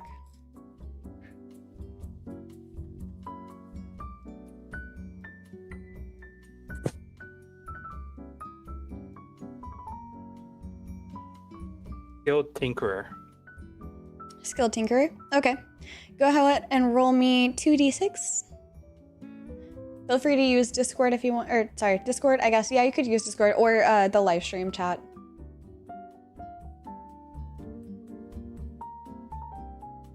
Okay, am I able to do it in the side chat for the voice? I don't know, you can try. Nope. I'll do it in the live stream then. You would just do !roll space d6 twice, because I don't have it set up for like 2d6, for example. Yeah. Should I stop rolling my physical dice? No, I offered at the beginning, if you want to roll your physical dice, you're more than welcome to. I offer like over Discord or over Twitch as another option, just in case you don't have like that many dice handy as well. It has been a while since I've needed 12. All right, you got a 6, which is wisdom, and your second roll is authority. 1. Yeah. Okay, What happens?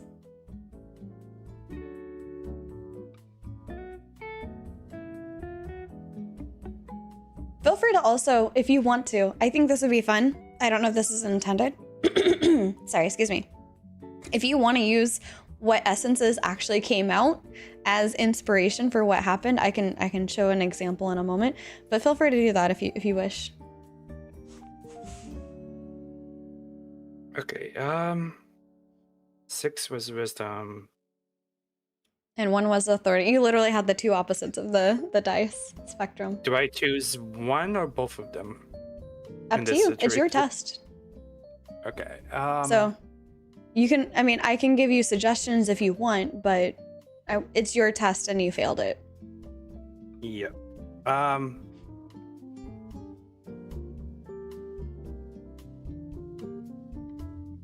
So one suggestion is perhaps your wisdom tells you that that might be a little too complicated and ultimately may not work out the way that you intended for it to. Like, what if there's 5 people and then everybody hears their own song, for example?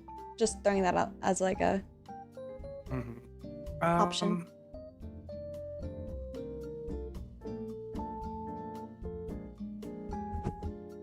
Yeah, I'm gonna go with that. Okay. That's what I was thinking anyways. All right.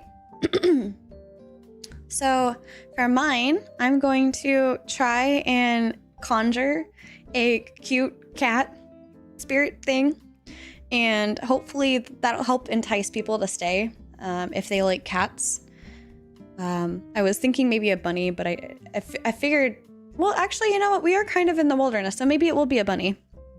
I'll conjure a bunny, and it will just kind of like hang out in the cozy corner and offer a place for someone to kind of sit in and relax. If you guys want, I will let chat roll my d6. So that is absolutely random. I have no control over this. So I will need 2 !roll space d6, and you guys are deciding my fate. So the goal I'm looking for is a 2 for nature. Surely this will go well. Surely this will go well.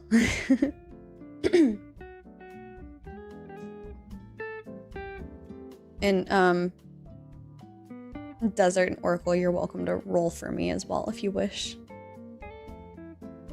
Got my own dice. Chat can have this. Okay. If not, I can also just roll for myself too. I was gonna wait until 12:50 to see if they need to give them some time. I don't want to take too much time necessarily. Oh well.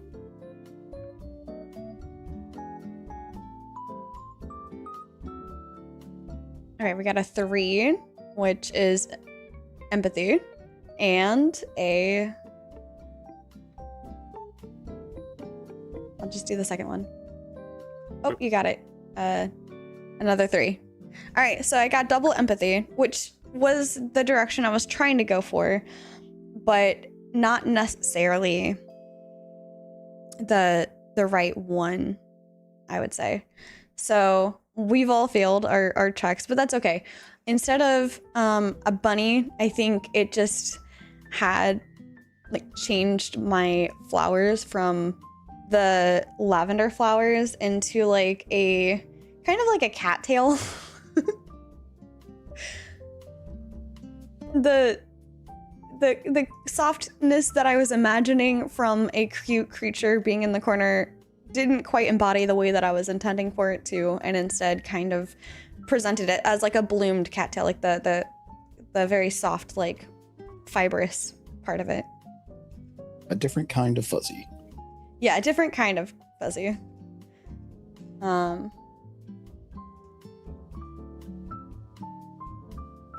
all right, cool. So after all the test, we add finishing touches to the moment, thinking about how our actions have changed the situation. So each favorable outcome, which we had none, obtained in this moment increases the cafe's vibe by 1. However, unfortunate for us, each unfavorable outcome reduces the vibe by 0. So right now, our vibe check is at 0. Oh, vibeless. We are ruined. We are ruined. So our grand opening is not going quite as well as we were hoping. We are a little bit, I think, in a chaotic nature where we're trying to hopefully get the right things going, and it just wasn't really working out in our favor. And I also want to say table talk is crucial part of any role-playing game, especially this one. Asking who does or uses what, as well as commenting on the game. The classic "that roll was blank," like that roll wasn't so great, are an essential part of this hobby. In Pumpkin Spice, however, these questions and comments are central to the play experience and can be managed directly from the witch's point of view. After all, we are running the cafe together, aren't we? So, an example dialogue of this is to use this type of immersion. You can consider most of the game's terminology as in-game elements, meaning that our witches are free to talk about essences and the names of each and working together or alone, spells, etc. So Irene, a green witch, is deciding how to contribute to the grand opening. She says, I'm thinking of making some beautiful floral arrangements, but using real flowers, something aromatic and relaxing, lavender, for example. I did take a little bit of inspiration from that. I did like that. After all, I'm the one with nature. The guy says, fantastic. I'd say the essence you need is definitely nature. She says, perfect. I'll take 1d6 plus 1d6 for my trait at level 1. She ends up getting stillness and wisdom, and that's an unfavorable outcome, but she wants it to go well. She calls upon the font to use magic and transforms one of them to being nature instead. So, just as an example. I chose to not use any of the magic just in case you guys wanted to, but yeah. Moment 2. I don't know how fast our magic comes back. I don't want to drain it too quick. Yeah, that's fair. That's fair. Moment 2, rush hour. One way or another, the cafe is filled with enthusiastic visitors sipping from their cups and chatting, creating a pleasant buzz that enlivens the place. Is everything really under control? Before we can catch our breaths, a large group enters with a considerable hubbub, and the cafe suddenly feels small. While the deafening din of frantic requests assaults the bar, we hold tight and prepare for our first chaotic rush hour. So, the rush hour is a specific or special type of moment, cafe type, that puts our barista skills to the test. Whether it's a school trip, a group of friends, or an impromptu birthday party, we can't be caught off guard. First, let's try to understand exactly how the rush hour manifests in our story. Are the customers a part of a group? Do we think that this rush hour is a group of people that already know each other? Or is it perhaps because we just opened, maybe a group of people who all happen to have caught sight of our interesting looking tavern cafe? What do you think? I think strangers makes a good amount of sense. Yeah, I think so. Yeah. We can answer. Oh, sorry, Oracle, go ahead. Yeah, I agree with that. Okay. Like, We can we're answer. Oh, go ahead, sorry. New, yeah, we're new here. Don't know too many people yet. And so it wouldn't make sense for us not to know who these people are yet. Okay. Well, it's not really for us. It might be like them, like, you know, like a group of friends coming in, for example. All right, so there are 3 of us. So I'm going to roll this physically just because I don't want to deal with like having 4 people having to roll a d6. But we have 3 witches, including me, and then also a 1d6 on top of that to decide the mood of the customers and the request, as well as the essences that we're gonna have to try to obtain while working together. So let me roll these. Oh my lord. Okay. Lots of wisdom. I got 2 wisdom, and I got an empathy, and I got a nature. Okay. So the goals we're looking for with our roles, our tests, are wisdom, nature, and empathy. Are we pooling all of our results for this? You'll see it in a second. I'll get to that moment. I think it's just more like whenever you roll, you're trying to roll what is this. But I don't know if you're trying to do all of them yet. I haven't read that far yet. I did give this a very cursory glance to understand the basics of everything, but I didn't read as in depth as I am now. No so worries. Working together. This moment needs slightly different resolution than earlier. We should work together. So that's what this one is. That is, all witches in the scene contribute to a collective action.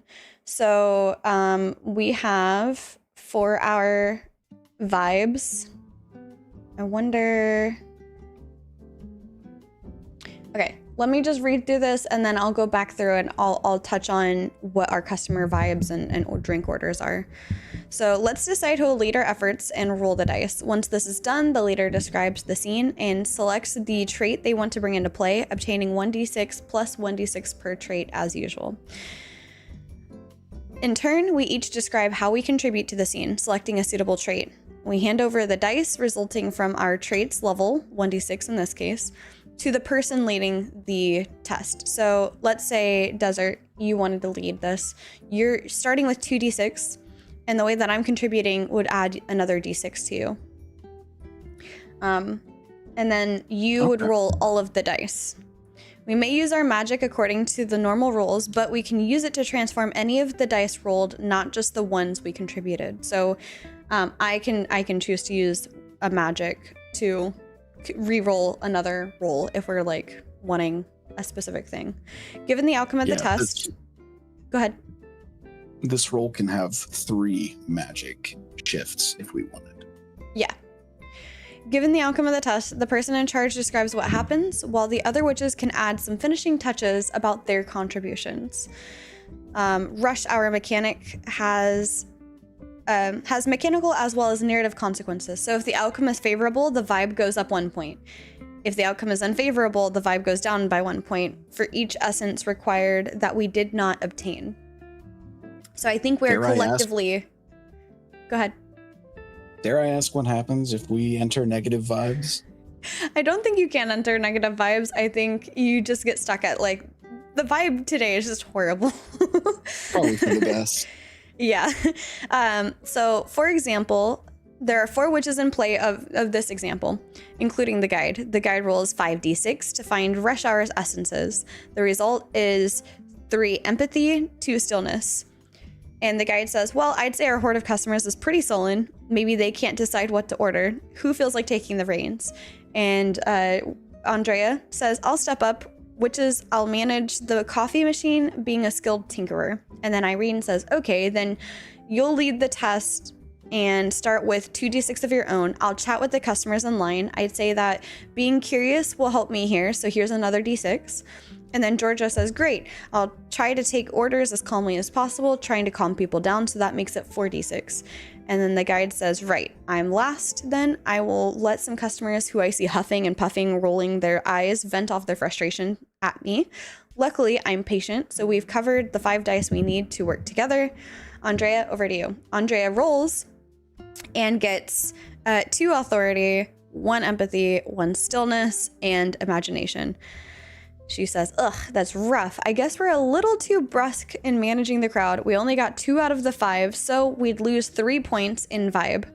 And folks are getting more and more nervous. We need a touch of magic here.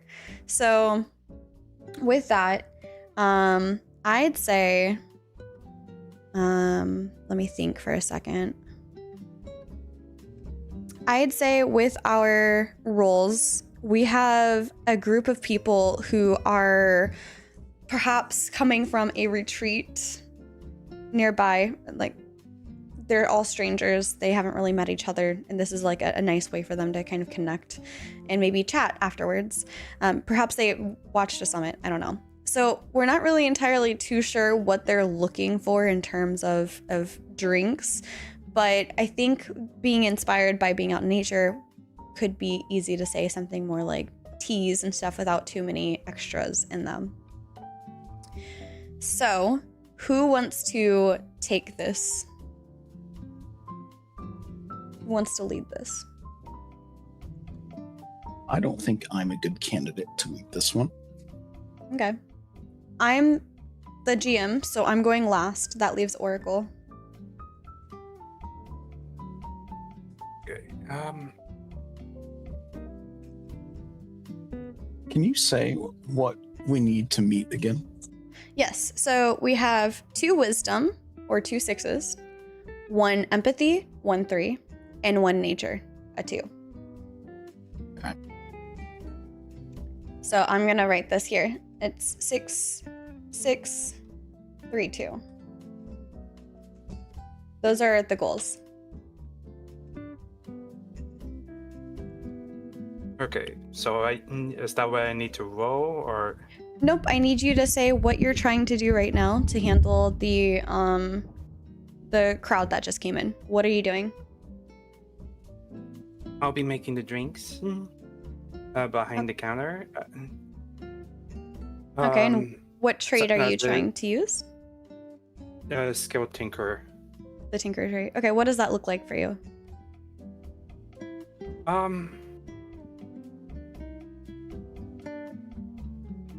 Just operating the machine, pouring everything out, and passing it on to whoever is serving the drinks. Okay. What is Genevieve doing to assist with this? Our vibe is a little low right now, so. Goodness, yes, it is. I am trying to knock them off their feet with how good I am at serving and taking orders, because I want to bring glory to my name. Okay. And that would add a third d6. And for mine, I think I would. Let's see. I would suggest that I would suggest different teas to them, because with my heal the body magic, I think I would be able to say, oh, I think this would be the best option for you in terms of our new selection, just explaining what the different health benefits are and things like that. So Oracle, I would need you to roll 4d6, and I have mine already still on the same numbers, so I can mark off the numbers as we meet them. All right. Okay, 46. I'm trying to remember where I could do this on Discord.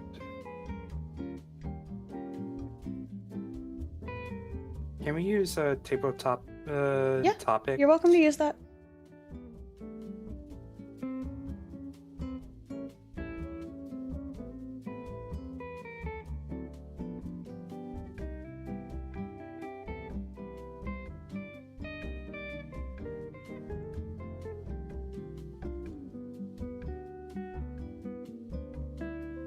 That one's, I think, R d6. Like, you did it earlier, so you should have that. Yeah, I was just copying and pasting, so.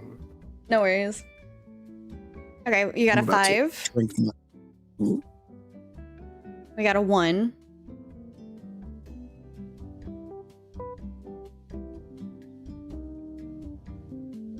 We got a 2, so we got one of the ones that we're looking for. We got another 2. So, we only hit 1 out of 4. And that means we'd lose another 3 points. Well, I don't think this is going well. Can any of you change the result to one we need? I would change that 2 to a 3. Okay, because I can change one of them to a 6, and at least then we'll get a little bit of positive vibe.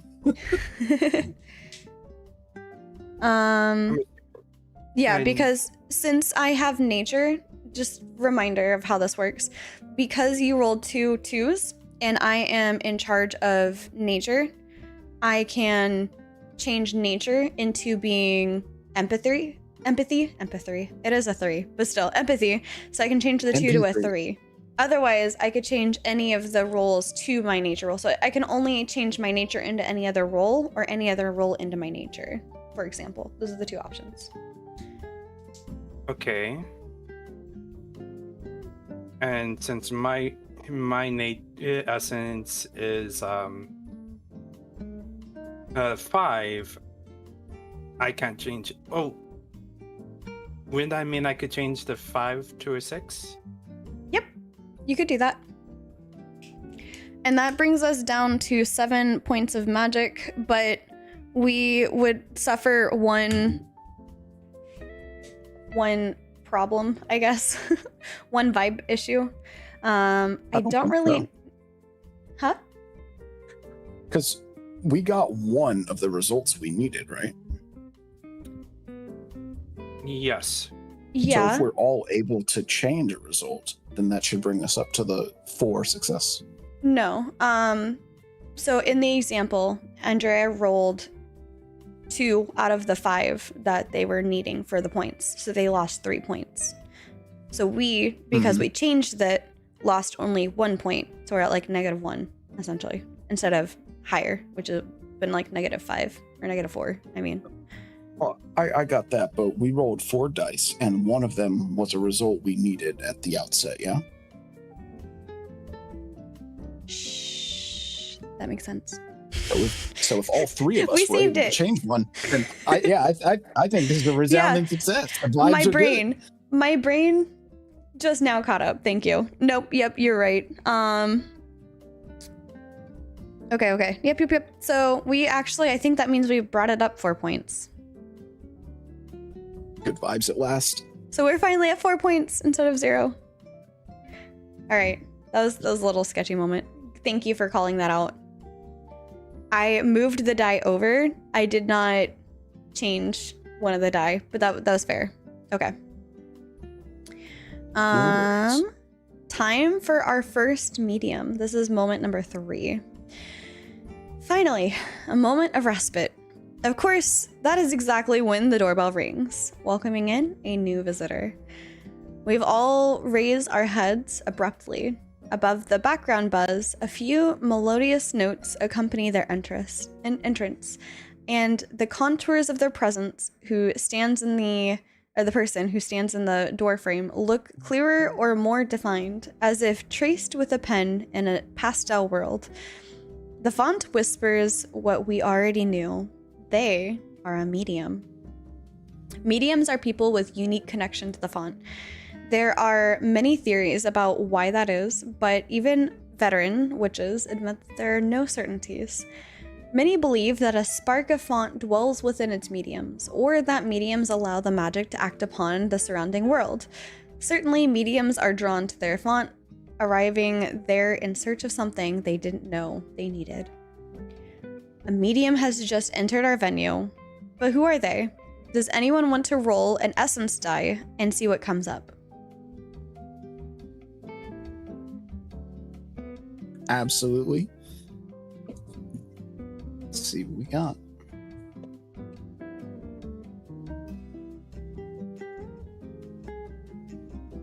Imagination. What do you think an imagination person would be? For example, wisdom would be like a student or a bespectacled professor. The authority is like a lawyer or a CEO. What is imagination? I think this is the unique person. They clearly have their own sense of how to dress and how to do everything, and we can all see it. I think that we have a very interesting person walking in. Okay. Perhaps just to add to the narrative, Oracle, do you want to add any sort of perhaps things that your character, Celeste, notices first?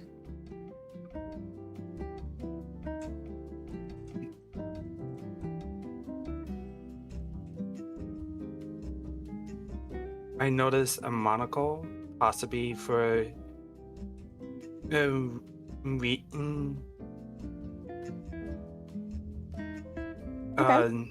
looking at the world in a creative way, coming up with ideas of how to make the place better.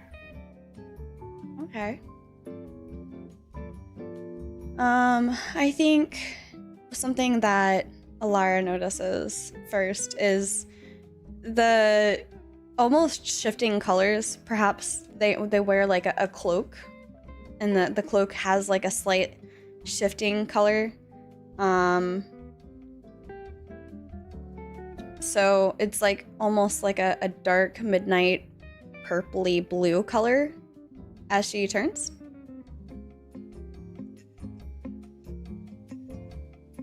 But ultimately, you have the final say since you rolled. It's an evolving shared narrative. That's fine. She can have an awesome cloak. I'm just saying, we all think about like appearance or any other elements that we think are essential, and then that you being the person that rolled has the final say is what the notes say. I think she's gonna have a bandana too. I like that. I get like gypsy vibes, like gypsy adventurer vibes. So mediums are essential to witches.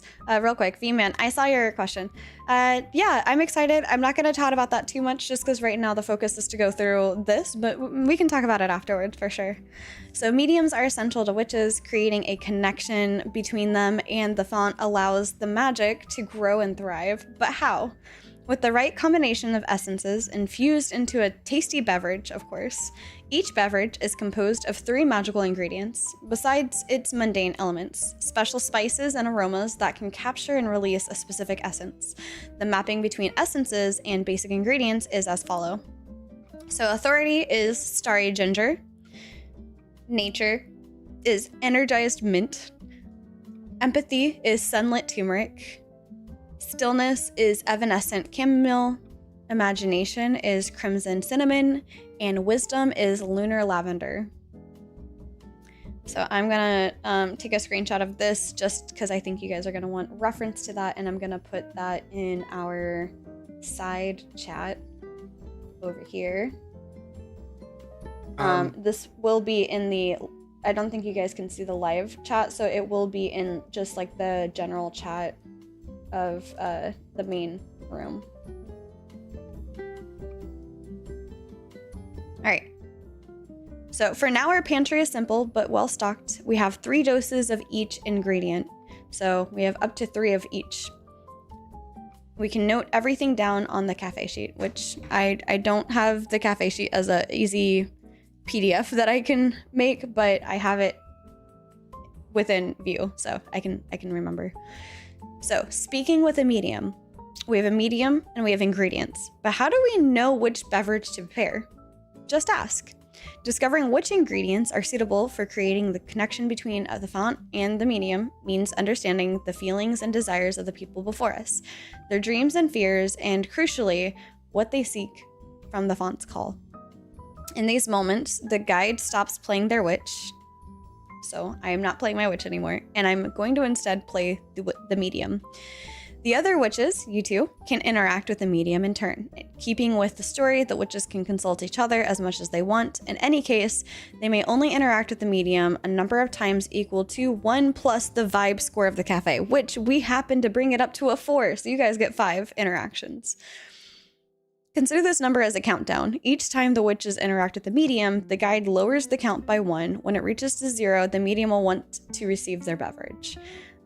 That's not going to affect the actual cafe's cozy vibe or vibe check vibe. It's instead going to be just something that is helpful for tracking how many times we can chat. So no pressure, but the next questions will be crucial in gaining the medium's trust and preparing the right beverage. There's no set list of interactions. It's up to you guys to understand what the medium is looking for in interpreting answers and comments. So I'm going to, for those that are watching, I'm going to have what the medium is looking for.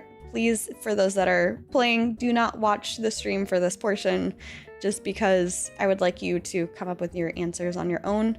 And I still want to be able to share with everybody what the intentions are. Spoilers are lame. I would never. Okay. Alara is stepping to the side. She's becoming busy with other tasks, but you can still ask her for advice from her perspective. and I'm pretty good at partitioning things. So, I'm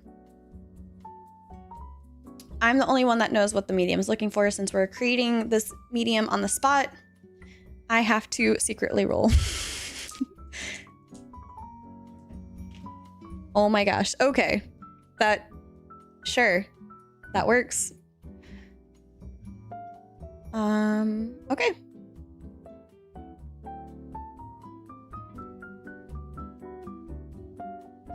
Got it. Okay. Hold on, let me read this real quick.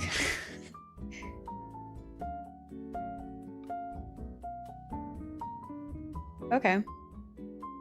So basically, I will now decide how my role combines with the description of the medium that we made before.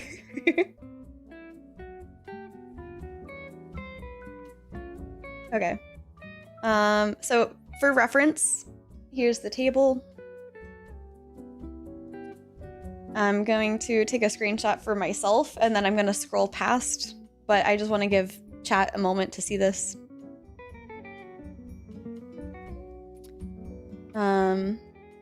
Okay, so basically, typical GM stuff. As a guide, it's my goal is to imagine myself being this medium, giving honest voice to their needs. I can also use the prompts from the table or change them based on my own ideas.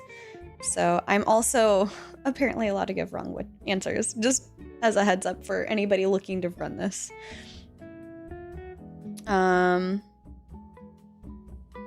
Okay.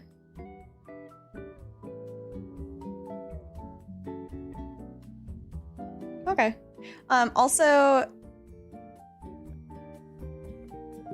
just as a heads up, the witches won't usually figure out all of the essences wanted by a medium on the first try. No problem. The Song of the Fount will call them back, and there will be other opportunities to learn more about the visitor.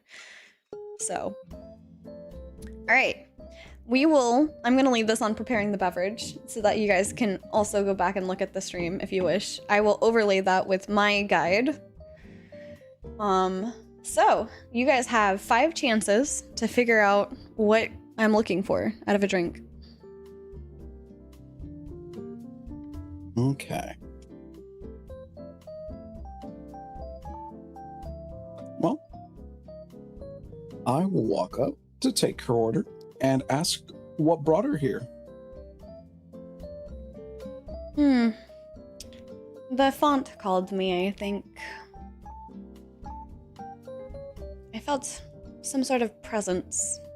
And well, one must heed the call of the font. Do you not agree? Of course. Out of character, do mediums know of like their own status? We can say for this example, yes. I don't know. Okay. So, GM call, yes, they probably know. Okay.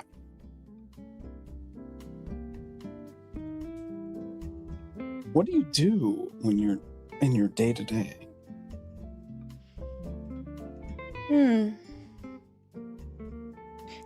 Hit me with the hard questions right away. Small talk, hard questions. I know, right?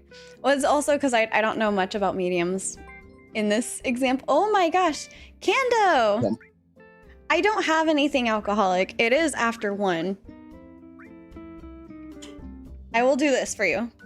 Fireball for, some spice.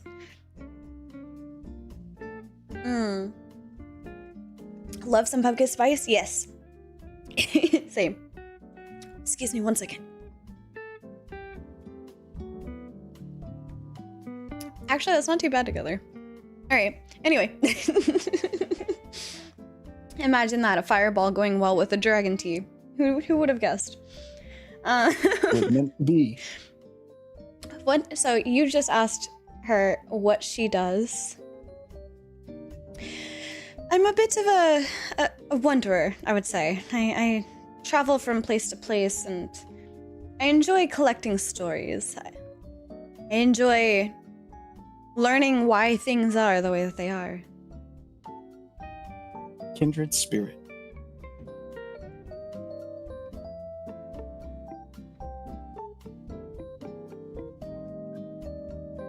You got anything for her, Celeste?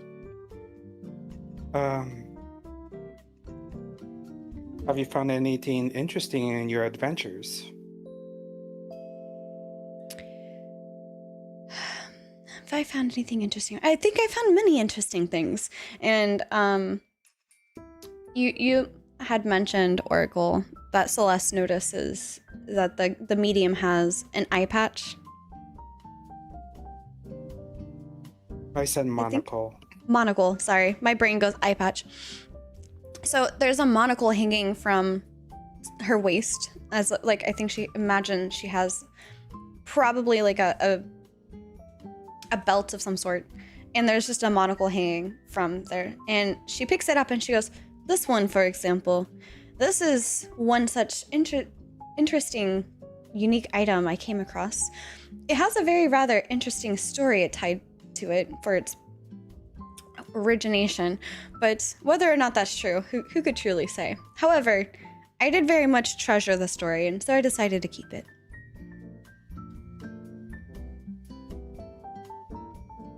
Would you care to share that story with us? Perhaps at a later time. By the way, you're at 3 out of 5, so you only have 2 interactions left.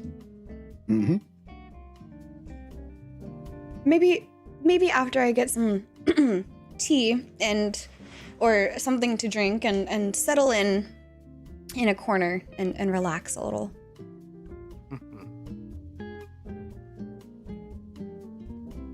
Do you have a preference for music? I feel like... Are you referring to... This won't count as another action. This is counting as an engagement still. Are you referring to in the moment right now, or are you referring to in general? A bit of both. It's not so hard to change the music we're playing.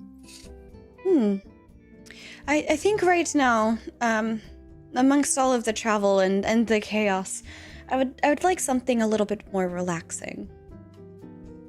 A little bit more chill. You would be so kind, Celeste. Let's change it to a nice calming forest music. You kind of immediately see like an invisible weight relieve off of their shoulders as like some sort of tension that they were holding just kind of sinks down, and you see them visibly relax a little bit more. That is very nice music. Thank you very much.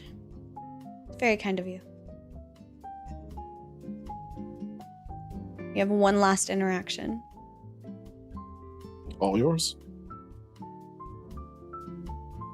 Oh, I was gonna ask for your advice on that. You can ask for advice. Also, letting me know that you're asking for advice and not going for it will help me make sure I don't accidentally take a point away.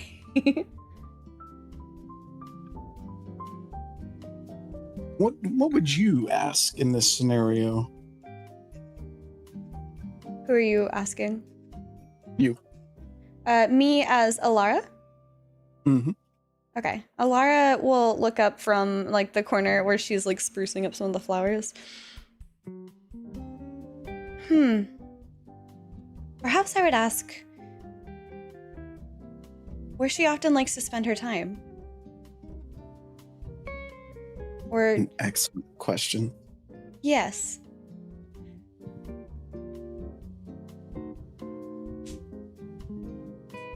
So there's your suggestion. As You she should goes ask back to her. like working with like flowers and things like that.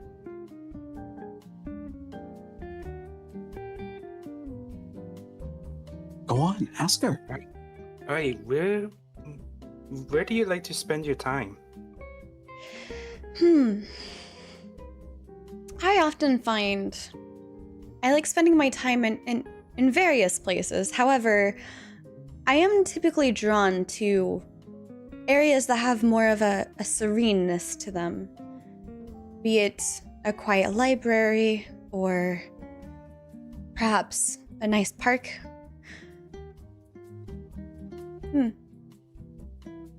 I think we're going to get along very well.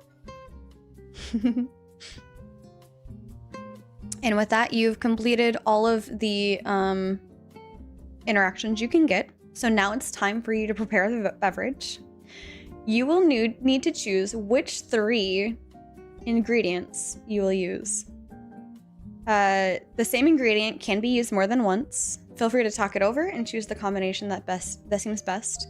I cannot, of course, take part in this because I am the guide and I know the answer.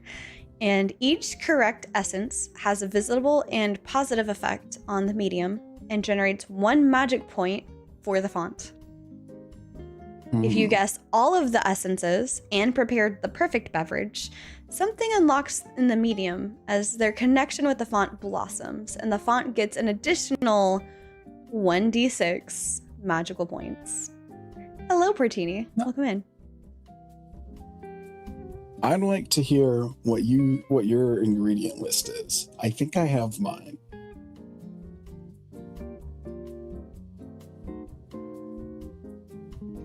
Oracle, I'm not allowed to take part in this, so that's all you. Yeah. Hello, Portini. We're playtesting or doing the quick start of Pumpkin Spice, an RPG that actually just successfully finished the Kickstarter, amazingly. Like, how many ingredients can we actually like? So there's We're up to doing 3 three. ingredients, and you can repeat ingredients like multiple times, and you have 3 of everything, so you have everything in stock. Don't worry about like running out of any ingredients at this point. 3 of everything in the pantry and up to 3 things into the drink. I'm thinking crimson cinnamon and lunar lavender. Okay. I agree on lavender. Do you have a third one?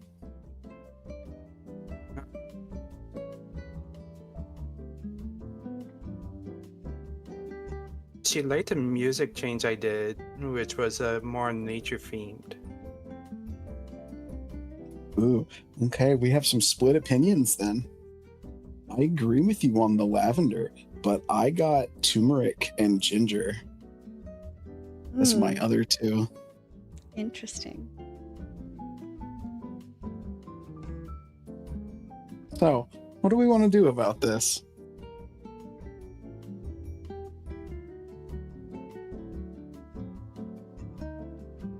Is there a witchy equivalent of rock, paper, scissors?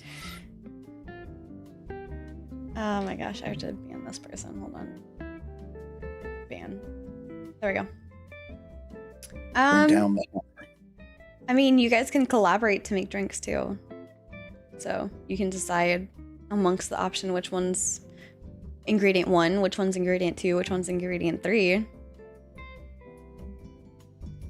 Well, I know that's the problem. We only agree on one of the ingredients, though.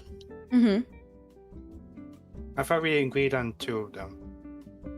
If I remember right, you said mint, cinnamon, and lavender. Yes. I said ginger, turmeric, and lavender. Okay, so we only. So we've got quite a spread here. Feel free to also look a little deeper into some of the answers she gave. That's going to be the only hint that I give. So I think we're pretty on point with lavender, so we can leave that one there. What gave you mint and cinnamon?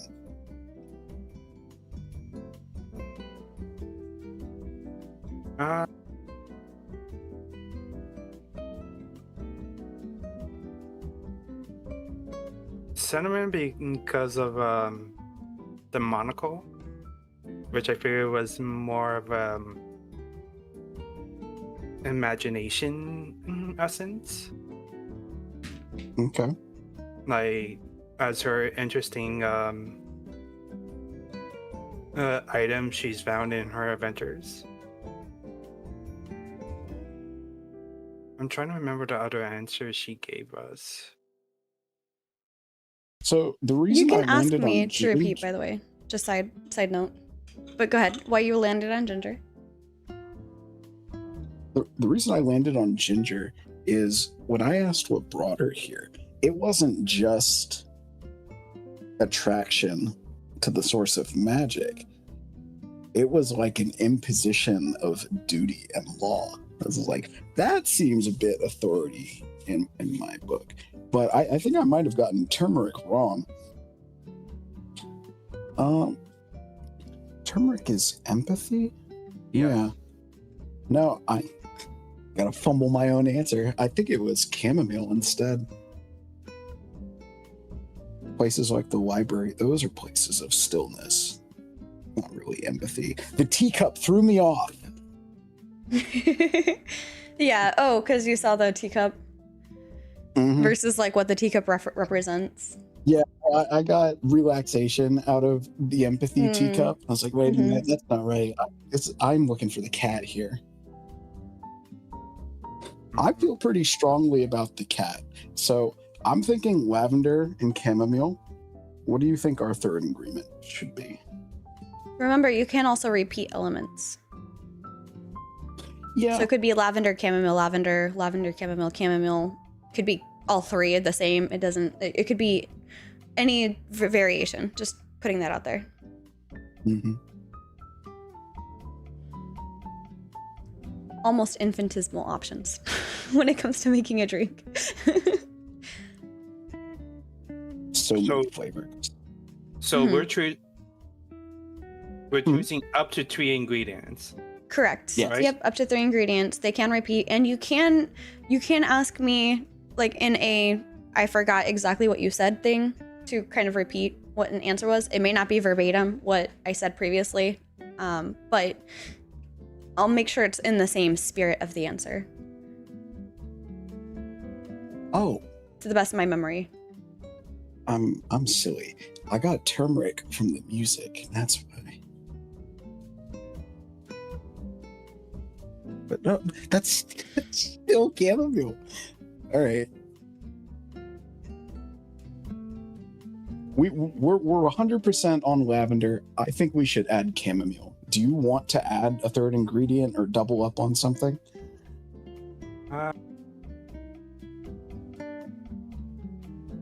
Let's double up on the lavender. Okay. Chamomile and 2 lavenders. Is that your final choice? Yeah. That sounds good. Okay, perfect.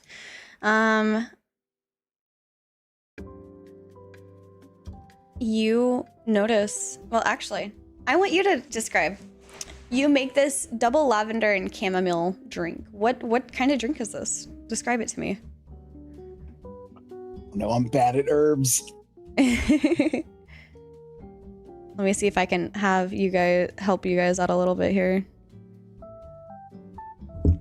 Oh, like for example, we have something called like an iced whimsical macchiato.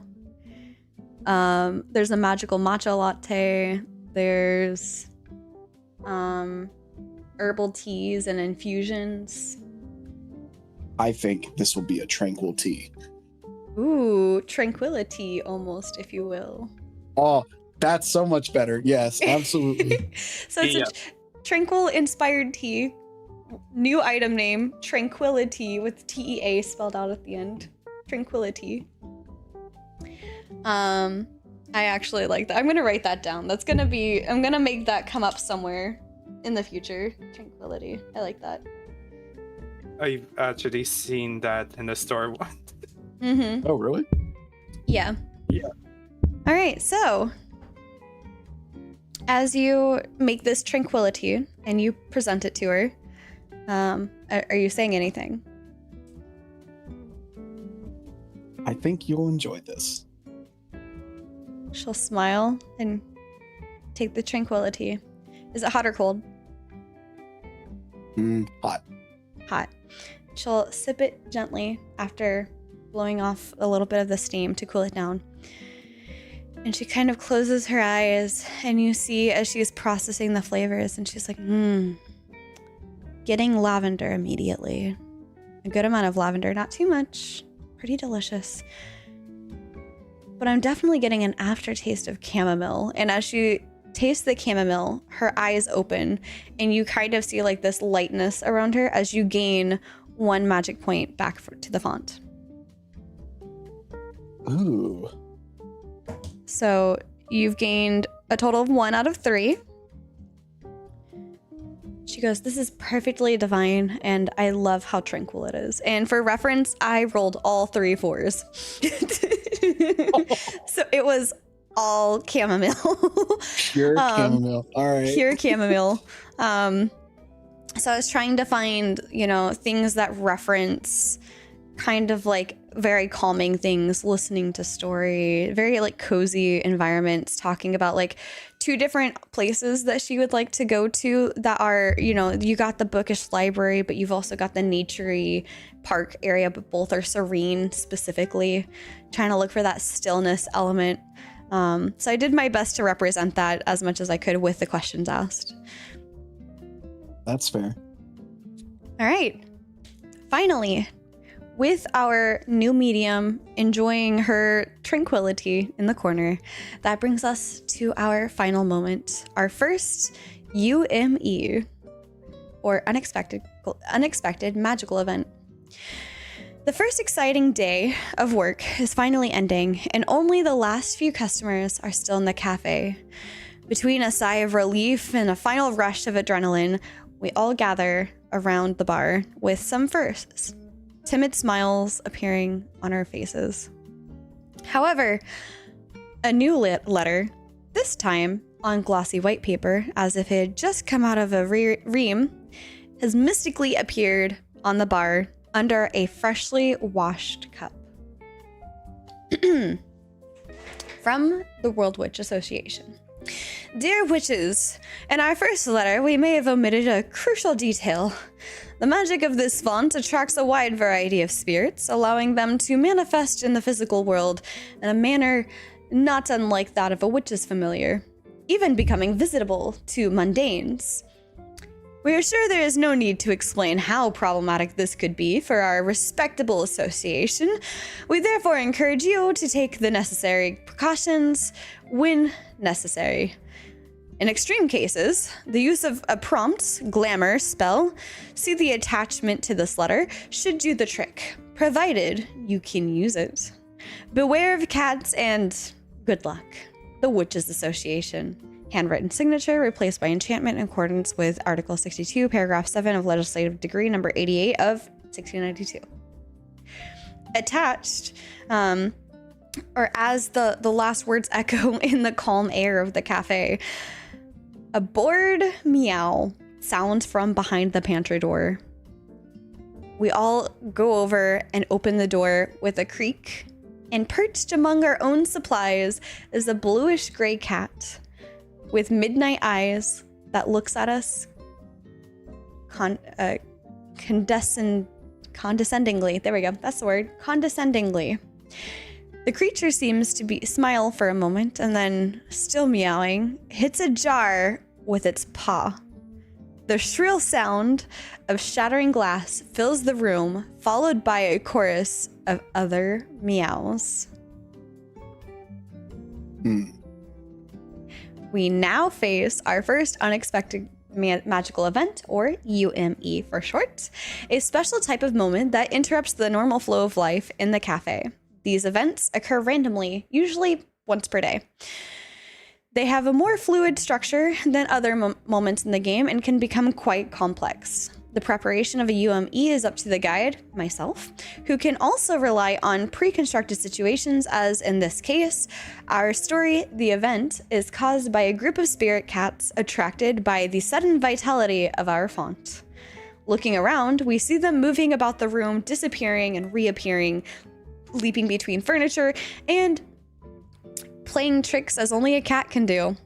The creatures are usually friendly and invisible to mundane eyes, but recent magical fluctuations around the font have made them hyperactive and even semi-visible. And you kind of see as something starts moving, as the cat's like batting something on the shelf. A customer gasps, realizing the outline of this like partially in view cat as they like pull back from the counter a little bit. Fortunately, the glamour spell should solve this problem. So, spells. Spells are special uses of magic with the predefined effects that can be discovered or invented by witches. The most experienced can cast spells, work alone, but in our case, we should probably work together with the entire coven. In both cases, each spell requires a specific combination of essences to be activated correctly, as well as spending magic points, which, as a reminder, we are now at 8 magic points that we can work with here. So, typically there's a card type associated with it. This is also part of the reason why I wanted to buy the cards. I thought this would be really cool to have, if nothing else, to add a little bit of chaos into our tavern lives. I see in the future a chance for you guys to have me redeem a pulling of a card from the deck of fates for Call to Power, but also this pumpkin spice chaos deck. And maybe I can see if I work on my improv skills a bit, which all of this should help me with. Maybe I can see what kind of chaos we can add into our streams that way. So we have a we have a type of generic. It costs 1 magic point, and this glamour has a casting requirement. It requires nature and stillness as our essence types for a favorable outcome. And the conditions of the spell are that it affects a small area or one or more nearby targets. If these conditions are not met successfully, casting glamour requires the following essences: 1 nature, 1 stillness, and 2 knowledge. It's a useful spell that reinforces the natural enchantments, hiding magical effects or creatures from the eyes of the mundane beings, making them invisible and, more importantly, almost imperceptible, ideal for preventing magical incidents. So the glamour is a generic spell which any witch can cast. When casting it, we must spend 1 magic point and obtain 2 essences, a nature and a stillness, to achieve the favorable outcome. If the casting conditions are not ideal, the test requires more essences to succeed, as explained in the spells card. So basically, if we end up not having like ideal conditions for it, it will make it harder for us to achieve. However, in this case, we are trying to target a small area and or multiples of a cat. This situation becomes quickly clear. If we don't intervene promptly with our spell, the cats will becoming increasingly tangible and continue to run amok until the last customers notice them. So we are dealing with 1 spirit cat for every 3 magical points in the font. So we have 8. That's 2 cats. The fact that there is more than 1 is an added problem. Glamour's area of effect is limited, and we will need to gather the cats close together for this to work. So the simplest UME can be resolved with a single test, working alone or together. Again, I think we should work together in this. But in many cases, such as this, we will need to take care of some preliminary goals before we tackle the main issue. So here we should try to gather the spirit cats into a specific place before casting the glamour. We can organize our preliminary goal as follows. So objective, gather the spirit cats. Tests, 1 per witch. Type of test, any. Essences, we're looking for either nature or academic, or others based on your actions. The consequences: if the cats are not all gathered, the glamour spell becomes more difficult to cast as per its description. So I'm gonna pause here. We're gonna have to try and figure out how we're gonna do this. So there's 1 cat in the pantry, and then there's another cat somewhere, not like kind of batting at a thing on a shelf, and all the customer kind of sees, they're pretty sure their eyes are playing a trick on them, is like this thing moving down the shelf by itself, essentially. Teetering almost on the edge of being knocked over. So how are we going to handle this? I have an idea. Okay. What was the flower that you manifested earlier instead of the rabbit? It was a cattail. I think I'm gonna try and use that. That's Okay. sort of like like the little like fuzzball that you have on a string that they bat at. I'm gonna Yeah. try and bait that to draw the other one into the pantry. Okay. Taking an unfortunate event and turning it into a positive. I appreciate that. I feel like that would make a good nature check in this case. It's unfortunate that I am not the naturalist, but you know, you probably know the right way to wave it. Yeah, give me a second. So it says, in this situation, we could each make a test alone to gather the cats before we are forced to cast our spell together. And then it asked, does anybody have any ideas of how these naughty creatures that have invaded the premises are up to? As always, whenever a test tells, whoever makes the test tells the story both before and after rolling the dice. So you can now just follow the flow of the narrative describing how our witches try to gather the cats and use the final use of our spell. The end of the scene depends on the outcome of the spell. So you remember, you can use any of your traits to help you, and that will give you 2d6 to try to roll for nature. Mm-hmm.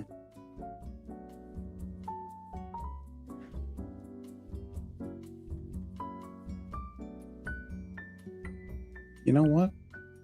Cats are pretty typical familiars. I think that this can fall under methodical researcher. I've seen cats in their mischief before. Okay. And I've read about I can how to approve with handle that. them. So then roll 2d6, and I think you're aiming for a 2. I got it. All right. Nice. I have nature and authority. All right, so what happens? I try to hide it from the patron who has got an odd look on his face, but I wiggle the cattail around, eventually catching its notice. And it continues to try and bat this instead, as I try my best to walk nonchalantly back towards the pantry. All right. And Celeste, what are you doing?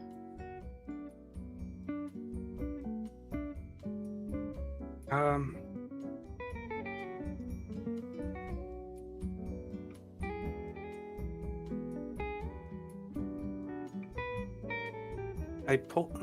Okay. I'm trying to figure out how to describe the item.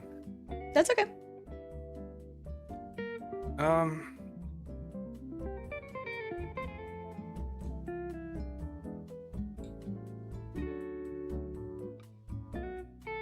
Yeah, like, Soul took my idea.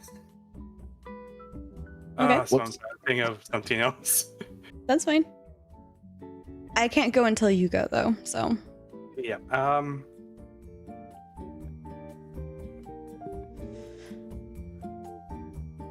I'm trying to remember something a smell they like. Catnip? Yeah, there was something else. I can't remember what, but I'm gonna go with catnip for now. Okay. And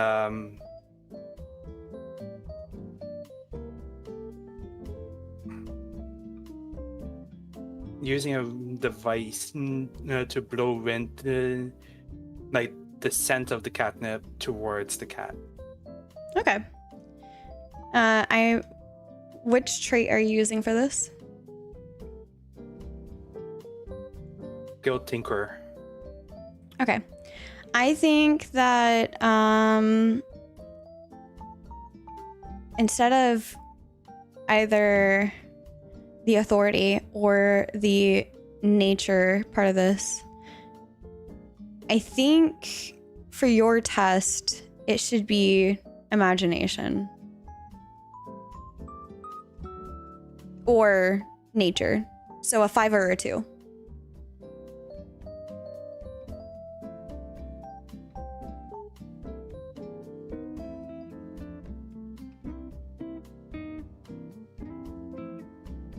the RPG topics.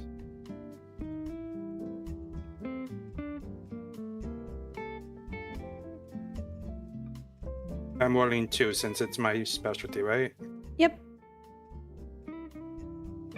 Well, not because it's your specialty, but because you're using a trait. But I guess, yeah, and never mind.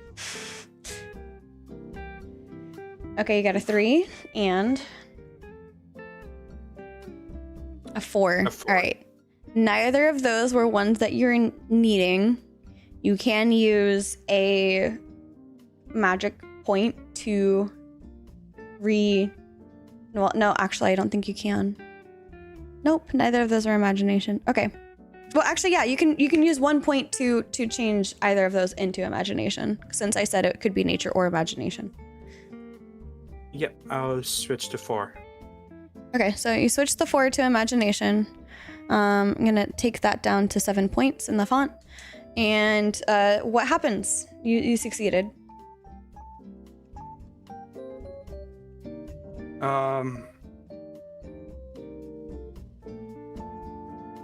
The cats draw in closer together to try to swipe the catnip. Okay.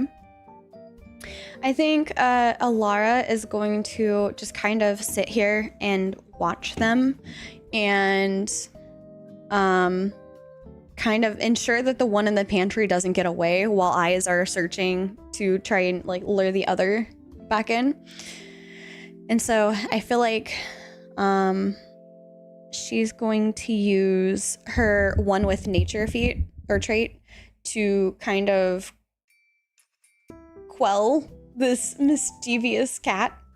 And so I think the nature check for me is going to be important. So I'm going to go ahead and I'm going to do 2d6. I'm just going to go ahead and roll d6.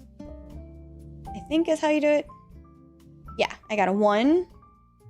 And then I got a 3. And what I needed was a 2. So I'm going to also use a point of magic. And I'm going to re-roll one of those into the nature. And I think that'll help kind of keep... Wait, hold on. Oh. Actually, one of the things you rolled, Oracle, was perfect. You rolled... I'm going to retcon this. You're going to want that 4, is what I'm getting at. Okay. I think. But let me momentarily retcon that, because I think you're gonna want that 4 for the stillness for the spell piece. Okay. So switching to 2 instead. Hold on, let's see.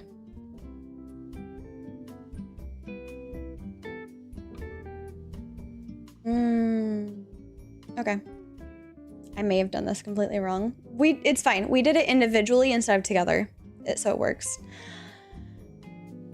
I'm just gonna count the outcome as together. So in the example they showed, right, Desert went first. So then we would add our things that we're doing to help to Desert's roll, and Desert would have done 4 in total. But I'm just gonna add ours individual together as like a collective outcome. So just as the first customers begin to wonder where these strange meows are coming from, the spell is able to activate as we just get both of them into the pantry. And it reinforces the glamour that hides the cats from the senses of the mundane beings. So you just kind of hear, man, that's strange. Thought I heard a cat in here. Huh, weird. Just referring to another friend. The creatures continue to play blissfully, completely invisible to our customers now at this point. So, as evening settles over the cafe, like a fluffy blanket, the remnants of the spell's magic still crackles in the air, visible to mundane people only as bright fireflies contrasting with the dark sky. inside the cafe, a spirit cat rubs against a chair and then hops on a windowsill with a yawn. Its translucent form stretches and twists around to find the perfect position, but there, its small ears twitch frantically. Oh, but then, sorry, its small ears, the manuscript is a little hard to read sometimes. The small ears twitch frantically and its head snaps forward towards the darkness outside. Eyes shine in the night. How many? Fixed on the cafe. Waiting, the spirit cat hisses, raises its hackles, and scamper as far away from the window as possible. Safe. For now. One way or another, our first day is ended. Let's take a few moments to reflect on what happened. How did we do? Before leaving the table, each witch should answer a few questions, visualizing their path to realization on which they have taken the first steps today. So, which trait of each witch was most crucial to you today?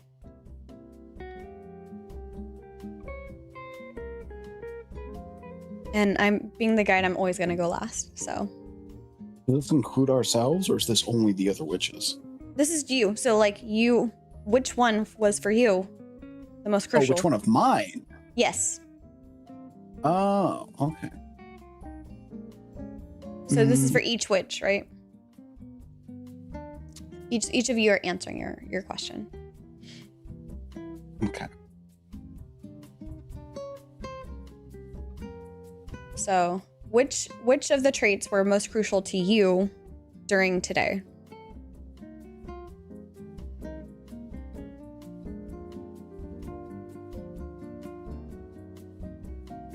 I'm going to go ahead and say it was methodical researcher for me, because otherwise, while I tried to use some of my other traits, this was the only one that actually had a important effect, I think, by not letting the mundanes see the ghost cats. Mm-hmm. Do you think that event that we experienced today is sufficient enough to justify transforming it? No. Okay. Oracle, what trait of Celeste's was most important today? I only used one skilled thinker. Okay. Do you think that the events we experienced today are sufficient enough to justify its transformation? To rewrite it, if you will? From today's events, no. Okay. For Alara, I think her most crucial one today was one with nature. Even though it kind of failed, it still helped out in the end.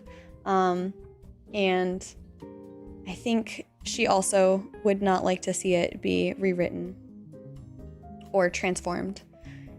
All right, so the next question is, our magical journey has just begun. Which essence would you like to begin studying?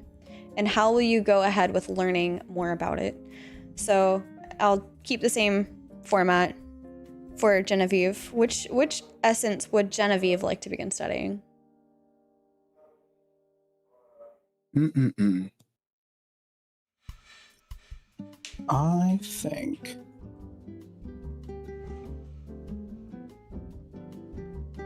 I think stillness.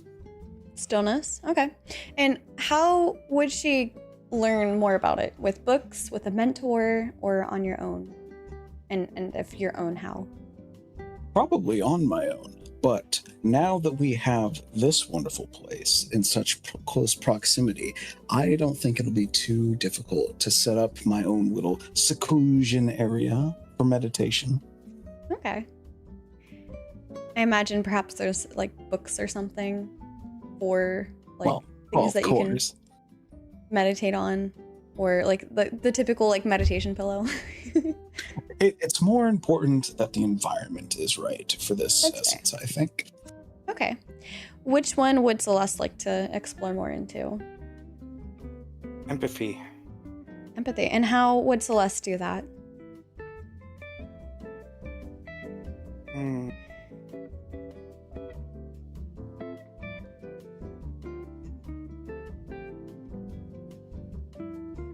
I thought like connecting with people on an emotional level, Okay. seeing, learning what motivates them. Okay, I like that. I think for Alara, she would try to go a little bit more into wisdom, just because as much as she enjoys nature, she also enjoys understanding things a little bit deeper. And I think she would look for books on information for either nature or just related to nature. Perhaps teas. Maybe she'll get a little bit deeper into teas. Every creature, magical or not, has dreams and hopes for the future. By pursuing our dreams alongside the people we meet on our path, we as members of this newly formed coven will someday manifest the font's true beauty and realize ourselves as witches, learning more and more about the magical world and ourselves along the day. And with that, that is the end of the perceived one-shot.